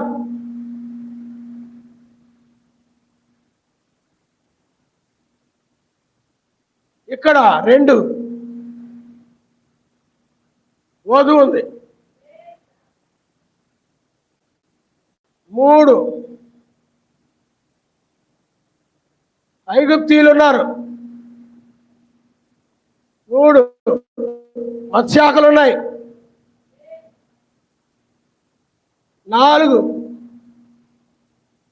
ఏమండి? భూమి ఉంది, 4 భూమి ఉంది. ఇక్కడ సముద్రం ఉంది, 5 సముద్రం ఉంది. 6 రక్షణ, నాశనం. ఇక్కడ కూడా రక్షణ ఉంది. 7 నాశనం ఉంది. ఇక్కడ కూడా అంటే మోషే కాలంలో నిర్గమాకాండ 14వ అధ్యాయంలో ఏవైతే ఉన్నాయో ఈ 2వ రాకడలో కూడా ఏ ఉన్నాయి అన్నమాట. మీకు అర్థమైందా? ఇక్కడ వేకుజాముంది, ఇక్కడ వేకుజాము. అర్థమైంది మీకు ఇప్పుడు? కాబట్టి నిర్గమాకాండ 14వ అధ్యాయంలో ఏం చేశాడు, ఇప్పుడు కూడా అదే చేస్తూ ఉన్నాడు. హల్లెలూయా. నిర్గమాకాండం 14వ అధ్యాయంలో ఏం చేశాడు ఆయన? మీరు చాలా జాగ్రత్తగా గమనించాలి. నిర్గమాకాండం 14వ అధ్యాయంలో ఇశ్రాయేలుకని ఐగుప్తీయులకని నడుమ ప్రవేశించాడు. అర్థమైందా? అప్పుడు ఎర్ర సముద్రాన్ని చీల్చి భూమి మీద ఉన్నటువంటి వారు, భూమి మీద ఉన్నారో సముద్రంలో ఉన్నారు ఇజ్రాయేల్, ఆ భూమి మీద ఉన్న ఇజ్రాయేల్ని ఎర్ర సముద్రం దాటించి రక్షించాడు. ఆ తర్వాత ఐగుప్తు సైన్యం ఎక్కడికి వచ్చారు చెప్పండి? సముద్రం మధ్యలోకి వచ్చారు. అప్పుడు సర్వశక్తిమంతుడు వాళ్ళు ఏం చేశాడు? నాశనం చేశాడు. కాబట్టి అక్కడ వేకువ దూతగా ఎలా ఉన్నాడో ఇజ్రాయేలుకి ఐగుప్తుల మధ్య నిలిచాడో ఇప్పుడు కూడా ఆయన వచ్చి మన మధ్య, లోకానికి మధ్య నిలిచాడు. హల్లెలూయా. నిలిచి ఇజ్రాయేల్ని ఏం చేశాడు? బయటికి నడిపించాడు వేకువజామున. మనల్ని కూడా ఈ వేకువజామున ఏం చేస్తున్నాడు చెప్పండి? రక్షిస్తూ ఉన్నాడు. హల్లెలూయా, హల్లెలూయా. భూమి మీద ఉన్న మనల్ని ఆయన ఏం చేస్తాడు? భూమి అంటే సముద్రంలో లేవు, మనం మత్స్య సంఘాల్లో లేవు, భూమి మీద ఇదన్నీ దాటిపోయాం. ఇప్పుడు మనల్ని, భూమి మీద ఉన్న మనల్ని ఆయన రక్షిస్తున్నాడు, ఆయన నమస్తాడు. హల్లెలూయా. ఆ తర్వాత వాళ్ళు ఎర్ర సముద్రం దాటి వెళ్ళిన తర్వాత ఐగుప్తు సైన్యము ఎర్ర సముద్రంలోకి వచ్చేసారు. ఇజ్రాయెల్ దాటి వెళ్ళిపోయారు, ఎర్ర సముద్రంలోకి వచ్చేసారు. అప్పుడు పొద్దు పొడిచినప్పుడు ఇజ్రాయెల్ ఐగుప్తు సైన్యాన్ని ఏం చేశారు చెప్పండి? నాశనం చేశారు. ఇప్పుడు మనము కూడా వాళ్ళు ఎలా ఎర్ర సముద్రం దాటి వెళ్ళిపోయారో పిల్లారా, అప్పుడు ఐగుప్తు సైన్యాన్ని నాశనం చేశారు. మనము కూడా మధ్యాకాశానికి వెళ్తాం. వెళ్ళిపోయినప్పుడు సర్వశక్తి మంత్రి ఏం చేస్తాడంటే సముద్రం మీద పాదం మోపుతాడు అనమాట. ఇజ్రాయెల్ చూడండి, ఎర్ర సముద్రం దాటి వెళ్ళిన తర్వాత సముద్రం మీద ఆయన పాదం మోపేటప్పుడు ఐగుప్తు సైన్యం ఏమైపోయారు? నశించిపోయారు. అందుకనే ఒక పాదమేమో ఇజ్రాయెల్ దగ్గర పెట్టి రక్షించాడు, ఇంకొక పాదమేమో ఎర్ర సముద్రం మీద పెట్టాడు, నాశనం చేశాడు. ఇప్పుడు కూడా ఒక పాదం మన దగ్గర మోపి మనం రక్షించి మనం ఎత్తబడిన తర్వాత మోషే, ఏలియా వస్తారు, శ్రమలు వస్తాయి. అంటే ఆయన పాదం అప్పుడు లోకం మీద మోపుతాడు, లోకమే సముద్రం. అందుకనే పిల్లారా, రావడం ఆయన మధ్యాకాశానికి వచ్చాడు. భౌతికంగా ఆయన పాదములు మధ్యాకాశాన్ని మోపాడు. ఇజ్రాయెల్ దగ్గర ఎలాగైతే పాదం మోపాడు భూమి మీద, ఇప్పుడు మధ్యాకాశంలో మోపాడు. కానీ ఆత్మ సంబంధంగా ఆయన పాదములు భూమి మీద మోపాడంటే వేకుచుక్కగా భూమి మీదకి రావడమే ఆయన పాదము భూమి మీద మోపడం. వాని క్రియలను బట్టి ప్రతిఫలం ఇవ్వడానికి న్యాయాధిపతిగా ఇప్పుడు మన దగ్గర ఆయన ఏం చేశాడు చెప్పండి? ఒక పాదాన్ని, అంటే ఈ విధంగా పాదాన్ని మోపాడు, ఆయన మనిస్తాడు. హల్లెలూయా. రెండవ పాదాన్ని సముద్రం మీద అనగా రోమ్, అంటే మత శాఖ సంఘాలన్నీ కూడా రోముకు సంబంధించినవి, వాటన్నిటి కూడా నాశనం చేస్తాడు. రెండవ పాదం సముద్రం మీద మోపడం అంటే రోమ్ మీద మోపడం. అందుకనే ఇక్కడ కూడా పిల్లరా, భూమి ఉంది, సముద్రం అంటే అది ఛాయలో ఉంది, అక్కడ ఇక్కడ నిజ రూపంలో ఉంది. భూమి అంటే వధువు, సముద్రం అంటే మత్స్య సంఘాలు. అక్కడ భూమి మీద పాదం మోపడం అంటే వధువు దగ్గర పాదం మోపడం, వధువు ఉదయించడం. అలాగే సముద్రం మీద పాదం మోపడం అంటే ఎక్కడైతే మన ఈ సముద్రం మీద పాదం మోపుతాడని కాదు, లోకం మీద పాదం మోపడమే సముద్రం మీద మోపడం. దాని ఆత్మీయ అర్థాలు తీసుకోవాలి. ఉన్నతున్నట్టుగా తీసుకుంటే నశించిపోతారు. అందుకే సంఘాల్లో ఉన్నతున్నట్టుగా తీసుకొని బోధించుకుంటారు, కానీ దాని ఆత్మీయ భావము ఇలా ఇక్కడ మనకు ఆ విధంగా బయలుపరచబడింది. కాబట్టి ఇప్పుడు పాదం మోపుతాడంటే ఏదో ఆయన పాదం మనకు ఇక్కడ మోపుతాడని కాదు, పాదం మోపేదో రక్షిస్తాడని కాదు, ఆయనే వేకూచుకగా వచ్చి రక్షించడమే ఆయన పాదాన్ని మోపడం అంటారు. ఆయన నామనిస్తాడు. హల్లెలూయా అంటే వేకూచుకగా ఆయనే ఇక్కడికి వస్తాడు, ఆయన రాకడే ఇక్కడ పాదములు మోపడం. అందుకని ఈనాడు మనకు ఆయన వచ్చాడు కాబట్టి ఇక శ్రమ కాలం రాబోతుంది, నశించబోతున్నాం. వాళ్ళు ఓడలోకి వెళ్ళారు, సొదము విడిచి వెళ్ళారు, రాహాబు స్త్రీ ఎరుకొని విడిచిపెట్టి వెళ్ళిపోయింది, దానియేలు గుహ నుండి బయటకు వచ్చాడు. కాబట్టి ఇప్పుడు కూడా మనం పైకి వెళ్ళే సమయమే. ఎందుకంటే భూమి మీద నాశనము తప్ప భూమి మీద ఆయన పాదం మోపబోతున్నాడు, నాశనం చేయబోతున్నాడు. కాబట్టి తెల్లవారుజామున మనం రక్షించబడాలనేది మన గురి అయినది. ఆయన నమ్మనిస్తారు. హల్లెలూయా. కాబట్టి ఇప్పుడు మీరు చూడండి, ఆయన మధ్యాకాశానికే వచ్చారు, కానీ ఒక పాదము మన దగ్గర మోపాడంటే వేకుచుక్కగా రావడమే ఇక్కడ పాదం మోపడం. అంటే నిజంగా ఏదో పాదం మోపుతాడని కాదు, ఆయన వేకుచుక్కనగా ఆయనే వేకుచుక్కగా ఇక్కడ బయలుపరుచుకోవడమే ఆయన రావడం అంటారు. అర్థమైంది మీకు? ఇక్కడ ఆయన ఇక్కడికి రావడమే. తర్వాత మనం ఎత్తబడిన తర్వాత మోషే ఏలియా వస్తారు, శిక్షలు వస్తాయి. విడవబడిన వారికి తెగుళ్ళు, మరణాలు, వ్యాధులు, బలహీనతలు, ఏమండి కరువులు అన్నీ వచ్చేస్తాయి. ఇక్కడ వాళ్ళు శిక్షించబడతారు, మనం ఇక్కడ ఎత్తబడతాం. హల్లెలూయా. ఇప్పుడు ఒక పాదాన్ని ఎక్కడ మోపాడు చెప్పండి? అంటే వేకూచుకే ఒక పాదం, మోషే ఏలియాయే ఇంకొక పాదం. నిజంగా ఆయన పాదాలు మోపి అక్కడే ఉన్నాడు, మధ్యాకాశానికి వచ్చాడు. ఎందుకంటే కృపాసింహాసనం మీద మారాడంటే, క్షమించండి, కృపాసింహాసనం మీద నుండి తీర్పు సింహాసనం మీదకు మారాడనంటే ఆయన మధ్యాకాశమునకు వస్తాడని అర్థం. అందుకనే బైబిల్ చెప్తుంది, ఆయన వచ్చు దినము, ఆయన వచ్చు సమయములో, లేకపోతే ఆయన వచ్చినప్పుడు బోరధ్వని అంటే ఆర్భాటము, 7వ దూత వర్తమానము, ప్రధాన దూత శబ్దము, బోరధ్వని ఇప్పుడేది. అందుకు బ్రహ్మం గారు అన్నారు, బోరధ్వని ఆయన రాకడా, ప్రధాన దూత శబ్దము ఆయన రాకడా అన్నాడు ఆయన. అందువల్ల ఆయన మధ్యాకాశానికి వచ్చాడు, కానీ భూమి మీద ఆయన రాకడను బయలుపరుచుకున్నాడు. ఆ దినాన్ని బయలుపరుచుకున్నాడు, ఆయన వచ్చిన దినాన్ని, ఆ జాబును ఆయన బయలుపరుచుకున్నాడు. అర్థమైన వాళ్ళు ఆమె నెలలు చెప్తారు, అర్థం కాని వాళ్ళు అర్థం కాక అలా చూస్తుంటారు అనమాట. ఆయన అర్థం కాకపోయినా నమ్ము, ఏదో సమయంలో అర్థమవుతుంది, రక్షించబడుతుంది. అర్థమైందా? అది అర్థం కాకపోతే అడుగు తర్వాత అయినా.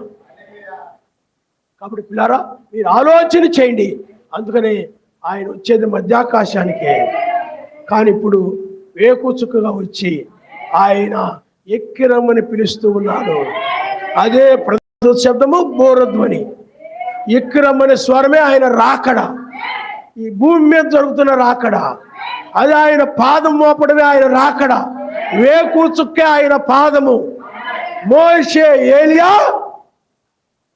ఆయన 2వ పాదం. ఇప్పుడు వాని క్రియలను బట్టి ప్రతిఫలం ఇస్తున్నాడు భూమి మీద పాదం. ఈ వర్తమానమే 7 ఉరుముల వర్తమానం. హల్లెలూయా, హల్లెలూయా. కాబట్టి పిల్లారా, 1996లో ఆయన భూమి మీద పాదం మోపాడు. ఇప్పుడు ఆయన ఎక్కడున్నాడు చెప్పండి? మధ్యాకాశంలో ఉన్నాడు. ఇప్పుడు మనము ఆయన ఎదుర్కొంటాం. అందుకని ఇది అక్కడి నుండి వస్తున్న స్వరము. ఆయన అక్కడికి వచ్చాడు కాబట్టి ఎక్కిరమ్ము అంటున్నాడు. ఆయన రాకుండా ఎక్కిరమ్మడు, ఎందుకంటే నాశనం చేయబోతున్నాడు కాబట్టి, నాశనం చేయడానికి వచ్చాడు కాబట్టి ఎక్కిరమ్మని పిలుస్తున్నాడు. అదే లోకాన్ని సువార్త బోధించే టైం ఉందని ఎక్కిరమ్మని పిలవడం. ఎందుకంటే సువార్త బోధించాలి, నాశనం చేయకూడదు కదా. మరి సువార్త అయిపోయింది, ఇక లోకాన్ని సువార్త ద్వారా ముయ్యబడ్డాయి. లోకానికి దురాత్మకు వదిలిపెట్టాను, నువ్వు వచ్చేయమంటున్నాడు పైకి. మరి అక్కడి నుండి పిలుస్తాడా కిందకి?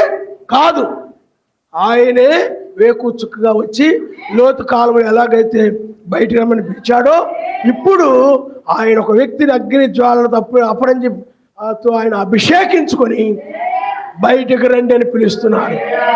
అందుకనే ఇది ఆయన యొక్క స్వరం, ఈ వర్తమానం ఎక్కిరమ్మనే స్వరము. ఇప్పుడు భూమి మీద పాదాన్ని మోపి ఎక్కిరమ్మంటున్నాడు వధువుని. హల్లెలూయా, ఆమేన్. వధువు ఇప్పుడు ఏమవుతుందో చెప్పండి? ఎక్కి వెళ్తుంది. హల్లెలూయా. ఇదే బోరధ్వని, కడబోర స్వరము ధ్వనించగా, ప్రియుని స్వరము వినిపించగా, కడబోర స్వరము ధ్వనించగా, ప్రియుని స్వరము వినిపించగా, వడి వడిగా మేఘాల పై చేరదా, ప్రియమైన యేషువా కడకేగే. లోరి వడి వడిగా మేఘాల పై చేరదా, వడి వడి శువ కడకేగేదా. గ్లోరీ మహిమ స్వరూపి మన ప్రియాయవి, మధ్యాకాశాన్ని కీర్తించెను. గ్లోరీ మహిమ స్వరూపి మన ప్రియాయవి, మధ్యాకాశాన్ని కీర్తించెను. హల్లెలూయా. 2000 సంవత్సరాల క్రితము ఆయన భూమి మీద ఎలా మోపాడో, ఎలా పాదాలు మోపాడో, నడియాడాడు. ఆయనే మహిమ శరీరముతో మధ్య ఆకాశానికి వచ్చి ఆయన పాదములతో ఆ గడ్డము ఆ జుట్టు కలిగి మహిమ శరీరముతో ఆయన మధ్య ఆకాశానికి వచ్చాడు. 95లో రంగం మీదకి వచ్చాడు ఆయన. అర్థమైందా? ఆయనే మరలా భూమి మీదకి వేకుచుక్కగా వచ్చాడు. వచ్చి ఇప్పుడు ఆయన ఏం చేస్తాడు చెప్పండి? బోరధ్వని వినిపిస్తూ ఉన్నాడు. రక్షణ బోరధ్వని, మృతులు లేపు ప్రధాన శబ్దము. ఇప్పుడు ఆయనే ఎక్కిరమ్ము అని పిలుస్తున్నాడు. అందుకని ఇది మధ్యాకాశం నుండి వస్తున్న స్వరం. ఎందుకంటే మధ్యాకాశాన్ని ఆయన ఉన్నాడు, భూమి మీద వేకుచుక్కగా ఉండి. ఇప్పుడు వాని క్రియలను బట్టి భూమి మీదే ప్రతిఫలం ఇస్తున్నాడు. బైబిల్ చెప్తుంది, వాని క్రియలను బట్టి ప్రతి వానికి ఆయన జీతము, ఈ జీతము ఇక్కడ ఇస్తాడు. అందుకనే జీతం పొందుకొని వధువు పైకి వెళ్ళిపోతుంది. రక్షణ. లోకానికి జీతం ఏంటి? శిక్ష. ప్రతిదండనే వాళ్ళకి జీతం. ఇప్పుడు వాళ్ళకి ఇవ్వాల్సిన వాళ్ళకి జీతం ఇస్తాడు, మనకి ఇవ్వాల్సిన జీతాన్ని ఆయన ఇస్తాడు. కాబట్టి ఆయన ఒక వ్యక్తిగా భౌతిక శరీరముతో 2000 సంవత్సరాల క్రితం ఎలాగైతే భౌతిక శరీరముతో ఎలా వచ్చాడో, ఎలా యూదులతో మాట్లాడాడో, అలాంటి ఆయన మహిమ శరీరంతో అక్కడికి వస్తాడు. ఇప్పుడు ఆయన వచ్చాడు, రండి అని ఇప్పుడు వేకు నక్షత్రముగా ఆయనే భూమి మీద ఉండి తీసుకెళ్ళడానికి దొంగవలే రహస్యముగా ఇస్తున్నాడు ఆయన మనుషుడు. హల్లెలూయా. అందుకనే నిద్ర మేల్కొల్పడం. ఇప్పుడు ఆ దినము ఆ జాము గడియ. అందుకని ఒకరు కొనుకోబడతారు, ఒకరు నిలవబడతారు. లోకాలు జరిగినట్లు భూమి మీద జరుగుతుంది. ఒక పాదం మన దగ్గర మోపి లోకం నాశనం కాబోతుంది రండి అని పిలుస్తున్నాడు. రెండవ పాదము భూమి మీద లోకం మీద మోపుతాడు. క్షమించండి, భూమి మీద అంటే లోకం మీద మోపుతాడు. అంటే సముద్రం మీద అంటే భూమి మీద మోపుతాడు. సముద్రం మీద అంటే ఈ భూమి మీద అంటే ఈ లోకం మీద మన దగ్గర మోపి పైకి తీసుకెళ్ళి వీళ్ళు ఏం చేస్తాడు? నాశనం చేస్తాడు. ఇప్పుడు పాదాలంటే ఏదో ఆయన పాదాలు ఇక్కడ మోపుతాడని కాదు, ఆత్మీయంగా ఆయన వేకుచుక్కగా వచ్చి రక్షించడమే, ఆ రక్షణకర్తగా రావడమే, ఆయన పాదమును మోపి వదిలించుకోవడం. హల్లెలూయా. మరలా మోషే ఎలియాల ద్వారా ఆయన వచ్చి ఆయన యూదులను రక్షించి 1,44,000 యూదులను రక్షించి భూమిని శుద్ధీకరించడమే రెండవ పాదాన్ని మోపడం. అందుకని నాశనము, రక్షణ. హల్లెలూయా. అందుకని మీరు చూడండి, నిర్గమకాండంలో 14వ అధ్యాయంలో ఏం చేశాడో ఇప్పుడు కూడా అదే. అక్కడ ఏముంది? వేకువదూతున్నాడు. ఇప్పుడు కూడా వేకువదూతున్నాడు. అక్కడ వేకువజాముంది, ఇక్కడ వేకువజాము. ఇక్కడ ఇజ్రాయెల్ రక్షించడమా? వినాలి. చెవులు గిరుకుంటా, చెవుల్లో ఏలు పెట్టి తిప్పుకుంటా కూర్చోడం కాదు. అలాంటి పనులే వద్దనేది మీకు. కాబట్టి పిల్లారా, మరలా ఇజ్రాయెల్ రక్షించబడ్డారు, ఇక్కడ వద్దు రక్షించబడతారు. ఎర్ర సముద్రం ఐగుప్తులు నశించారు. అలాగే లోకములో ఉన్నటువంటి మత్స్య సంఘాలని కూడా నశించిపోతాయి. మనం ఎత్తబడతాం. వాళ్ళు ఎర్ర సముద్రం దాటి వెళ్ళారు, మనం ఎత్తబడతాం. అందుకనే మరి ఎన్నడూ ఈ లోకాన్ని మనం చూడం. ఇజ్రాయెల్తో అంటున్నాడు, మరి ఎన్నడూ మీరు ఐగుప్తీయులను చూడరు, ఐగుప్తు సేనను మీరు ఎన్నడూ చూడరు. నువ్వు కూడా ఎత్తబడ్డావు అనుకోండి, ఒకవేళ నీ పిల్లలు మారు మనసు లేదనుకోండి, వాళ్ళు ఎడో పడతారు. నమ్మట్లేదు వాళ్ళు, మారట్లేదు వాళ్ళు, లేదా నీ భర్త నీ భార్య మారట్లేదు, వింటలేదు, వాళ్ళు విడవబడతారు. విడవబడితే మరి ఎన్నడూ వాళ్ళని నీకు కలుసుకో. అంత ఎడబాటు అన్నమాట. నిద్రపోతున్నా. కాబట్టి పిల్లలు మీరు ఆలోచన చేయండి, ఇదేమైనా చెప్పండి, ఇక కలుసుకోరు. ఐగుప్తీయుల్ని ఇజ్రాయిలు కలుసుకోనంత గొప్ప రక్షణ. అందుకని ఒకరు కొనుక్కోబడతారు, ఒకరు విడవబడతారు. అయ్యో తల్లిని తీసుకెళ్ళిపోతే పిల్లలు ఏమైపోతారు, పోనీలే పాపం అని లోకంలో జాలిపడచ్చు. ఆయన జాలిపడ్డాం, ఎందుకంటే నువ్వు ఆయన దానవు కాబట్టి నేను తీసుకెళ్తాను. అయ్యో భర్తను తీసుకెళ్ళావు, భార్య పిల్లలు ఇబ్బంది పడతారేమో అనుకోడు, తీసుకెళ్తాడు ఆయన. విడవబడతారు. అర్థమైందా? అయ్యో భార్యను తీసుకెళ్ళిపోతే భర్తడు ఇబ్బంది పడతాడేమో అనుకోడు, తీసుకెళ్ళిపోతాడు ఆయన. ఎన్నడూ విడవబడిన వారిని మనం చూడమని గుర్తుపెట్టుకోండి.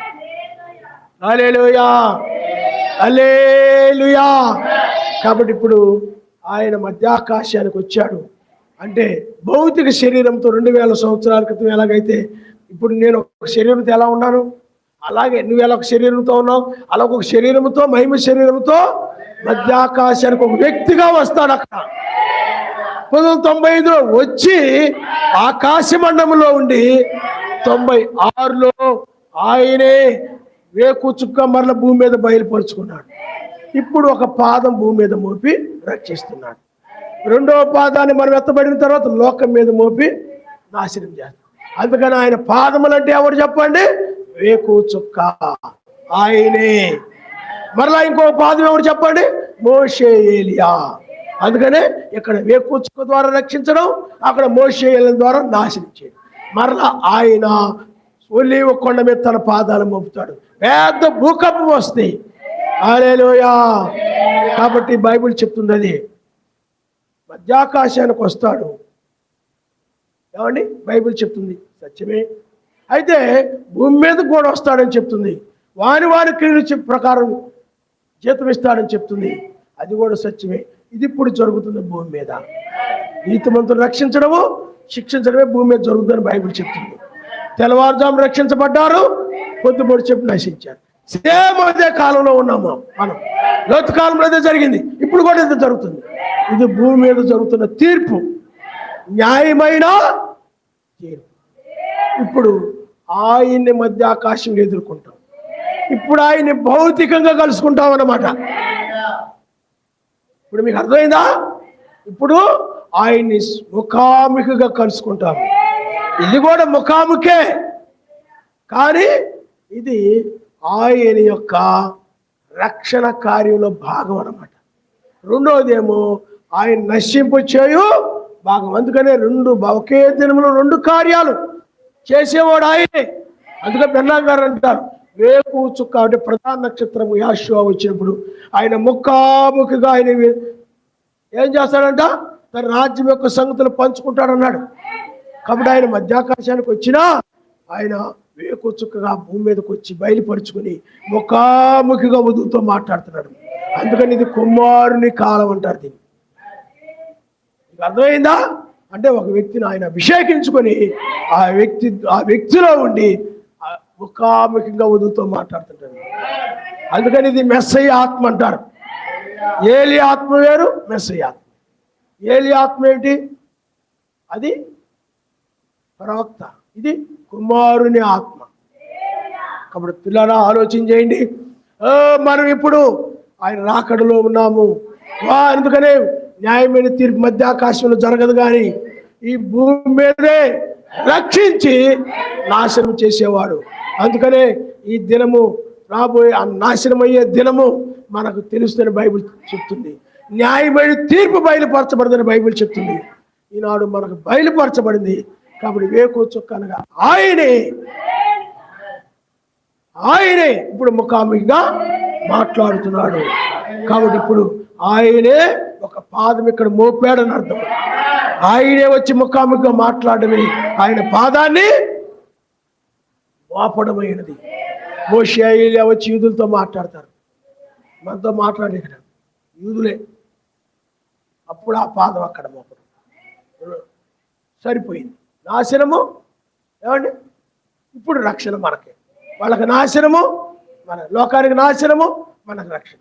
లోకాలంలో జరిగింది, నూతన కాలంలో జరిగింది, రాహాబు అని స్త్రీ కాలంలో జరిగింది, దానియేలు కాలంలో కూడా తెల్లవారుజామున పైకి తీసి దుష్టులు నాశనం చేసి సేమ్ అది మధ్య ఆకాశంలో ఉండి పిల్లారా ఆయన భూమి మీద తన కార్యాన్ని జరిగిస్తున్నాడు. ఎవరి ద్వారా? ఆయనే వేకువ చుక్కగా వచ్చి మోషేల ద్వారా తన కార్యాన్ని జరిగిస్తున్నవాడు ఆయనే. ఎందుకంటే రక్షించేవాడు నేనే, నాశనము చేయవాడును వాడు నేనే అని చెప్పాడు. ఆయన నామనుస్తాడు. ఎందుకంటే పగ తీర్చుకున్నవాడు నేనే అని చెప్పాడు. మోషే ఏలియాల ద్వారా ఆయన చదువుకుని వారి నుండి అగ్ని బయలు వెడలు దహించి వేస్తానని బైబిల్ చెప్తుంది. అందువల్ల ఇప్పుడు ఆయన శారీరకంగా మధ్యాకాశానికి వచ్చాడు, కానీ ఇప్పుడు భూమి మీద ఆయన వేకువ చుక్కగా వచ్చి తన పాదం మోపాడు. అందువల్ల ఇప్పుడు వేకువ చుక్క దినము, 8వ దినము, 7వ, అలాగే వేకువ చుక్క జాము 3వ గడిలో మెస్సీ ఎలాగైతే తిరిగి లేచాడో ఇప్పుడు కూడా మనం తిరిగి లేచి ఆయన ఎదుర్కొంటాం మధ్యాకాశం. హల్లెలూయా. ఇప్పుడు ఆయన ఎప్పుడు వచ్చాడు చెప్పండి? 8వ దినములో వేకువ జామున 3వ గడిలో ఆయన మధ్యాకాశానికి వచ్చాడు. కానీ భూమి మీద ఆ దినము జాము బయలుపరిచాడు. మధ్యాకాశానికి దినము జాము గడియలు ఏముండవు, భూమి మీద ఉంటాయి. అర్థమైందా మీకు? ఈ 12 గంటలు 4 జాములు ఇవన్నీ ఇక్కడే ఉంటాయి. అందుకనే ఆయన సాయంకాలం వచ్చును, అర్ధరాత్రి వచ్చును, కోడి కూసే వేళ వచ్చును అనుంది బైబిల్. తెల్లవారుజామున వచ్చును, తెల్లవారుజామునే వచ్చాడు. అందువల్లే ఇది ఆయన రాకడ. మధ్యాకాశానికి వస్తాడు, కానీ భూమి మీద కూడా ఆయన రాకడ తీర్పు తీర్చడానికి. పెండ్లి విందు పైన ఆయన రాకడ ఇక్కడ వేకువ చుక్కగా వస్తాడు భూమి మీద తీర్పు తీర్చడానికి. అర్థమైంది మీకు ఇప్పుడు? హల్లెలూయా. దీన్నే ఆయన పాదము భూమి మీద మోపడం అంటారు. ఏదో మా పాదం మోపుతాడని ఆయన కాలు తెచ్చి ఇక్కడ పెడతాడని కాదు, ఒక కాలు తీసుకెళ్ళి సముద్రం పెడతాడని కాదు. ఆత్మీయ భావాన్ని మనం తీసుకోవాలి, శారీరకంగా తీసుకోకూడదు. ఆత్మీయ భావంగా అర్థం చేసుకోవాలి. అందుకని అక్షరము చంపును, ఆత్మ జీవింపజేయునని వాక్యం చెప్తుంది. హల్లెలూయా. అందుకని ఇప్పుడు కూడా ఆయన భూమి మీద వేకువ చుక్క మధ్యాకాశంలో నీచుడుగా వచ్చి భూమి మీద వేకువ చుక్కగా వారి క్రియలకు ప్రతిఫలం ఇచ్చేటువంటి దూతగా భూమి మీద బయలుపరుచుకుంటున్నాడు. హల్లెలూయా. భూమి మీదకి వచ్చి అంటే మధ్యాకాశానికి వచ్చి భూమి మీద న్యాయాధిపతిగా బయలుపరుచుకుంటున్నాడు. ఇప్పుడు న్యాయాధిపతిగా వచ్చాడ్రా, ఇప్పుడు మనం రక్షించడానికి, లోకాన్ని శిక్షించడానికి వచ్చాడ్రా అని ఈనాడు మనకి దినము తెలిసింది. హల్లెలూయా. అందుకనే ఆయన మధ్యాకాశం వద్ద వచ్చినటువంటి ఆ రాకడని వేకువ చుక్క బయలుపరుస్తూ ఉంటాడు అన్నమాట భూమి మీద. హల్లెలూయా, హల్లెలూయా. అక్కడేమో భౌతికంగా పాదాలు మోపుతున్నాడు, ఇక్కడ ఆత్మీయంగా తన దూతల ద్వారా పాదం మోపుతున్నాడు. ఆ దూత ఎవరు? ఆయనే. వేకుదూత ఎవరు? ఆయనే. మోషేలు ఎవరు? మోషే ఆ యొక్క ఐగుప్తులో, అలాగే అహాబు కాలంలో తెగుళ్ళు, కరువులు వచ్చాయి. ఆ విధమైన శిక్షణ భూమి మీదకి రావడానికి వాళ్ళు, అది రక్షణ శిక్ష. ఇది ఆయన. అందుకని మనిషి కుమారుడు, మత్తయి సువార్త 16వ అధ్యాయంలో ఉన్నది, మనిషి కుమారుడు వాని క్రియలను బట్టి ప్రతిఫలం ఇవ్వడానికి దూతలతో కూడా రాబోతున్నాడు అన్నాడు. ఆయన నమ్మనిస్తాడు. అలా వచ్చాడు. ఇప్పుడు వేకు చుక్కగా, ఘోరధ్వనిగా. అందుకని బైబిల్లో పిల్లారా మీరు చూసినట్లయితే అరణ్యములో కేకవే ఒక శబ్దము. శబ్దం అంటే వ్యక్తే. ఏలియా అడుగుతారు, అయ్యా నువ్వెవరు అని యోహాన్ని అడుగుతారు. మా వాళ్ళందరూ అడిగి రమ్మన్నారు నిన్ను ఎవరు. ఎందుకంటే ఆ రోజుల్లో ఎవరైనా వర్తమానం పెడితే వినేయడం కాదు. ఎవరు, ఎందుకు వచ్చారు, ఏమిటి. ఇప్పుడు మేము ఉన్నారనుకోండి, ఎవరో కొత్త వ్యక్తి మీ ఊర్లోకి వచ్చాడు అనుకోండి, మీ ఇంటి ముందుగా వెళ్తున్నాడు అనుకోండి, ఉన్నాడనుకోండి, నిలబడి చూస్తున్నాడు అనుకోండి, అటు ఇటు, ఎవర్రా, ఎందుకు వచ్చాడురా, ఏంటి. నువ్వు వెళ్ళగానే ఏమండి, లేకపోతే మున్సిపాలిటీ వాళ్ళు ఎవరో వచ్చారనుకోండి, ప్యాంటు ఇన్సర్ట్ చేసుకొని మీ ఇంటి ముందు నిలబడతాడు ఫైల్ పట్టుకొని. ఆ రగన్ 2 కూర్చోండి అంటావా? ఎవరండి, ఎవరు కావాలండి, ఏ పని మీద వచ్చారండి, ఏంటండి అని అడుగుతారు. అప్పుడు ఏం చెప్తారు వాళ్ళు? అమ్మ మేము మున్సిపాలిటీ వాళ్ళం అమ్మ, జనాభా లెక్కల కోసం వచ్చాం, మీకు పిల్లలు ఎంతమంది, మీరు ఎంతమంది మొత్తం తెలుసుకొని రాసుకోవడానికి వచ్చామమ్మా, ఎందుకు వచ్చారో చెప్తారు.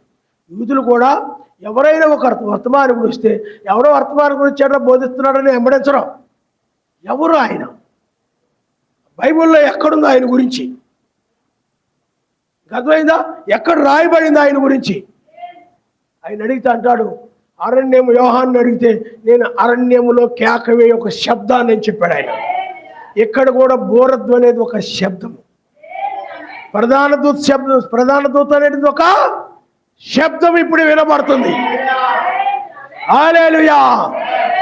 ఆ శబ్దం మీద ఆకాశం డైరెక్ట్గా రాదు, అదొక వర్తమానం, అదొక స్వరము. కాబట్టి ఇప్పుడు మనం ఆ శబ్దాన్ని మనము అదే ఎక్కిరమ్మనేటువంటి స్వరం. లోకం యొక్క నాశనం కాబోతుంది కనుక ఓడలోనికి ఎక్కిరండి, సొదొమ గొమొర్రా వెలుపలికి రండి, ఇప్పుడు పైకి రండి. 3 నాశనాలు ఉన్నాయి.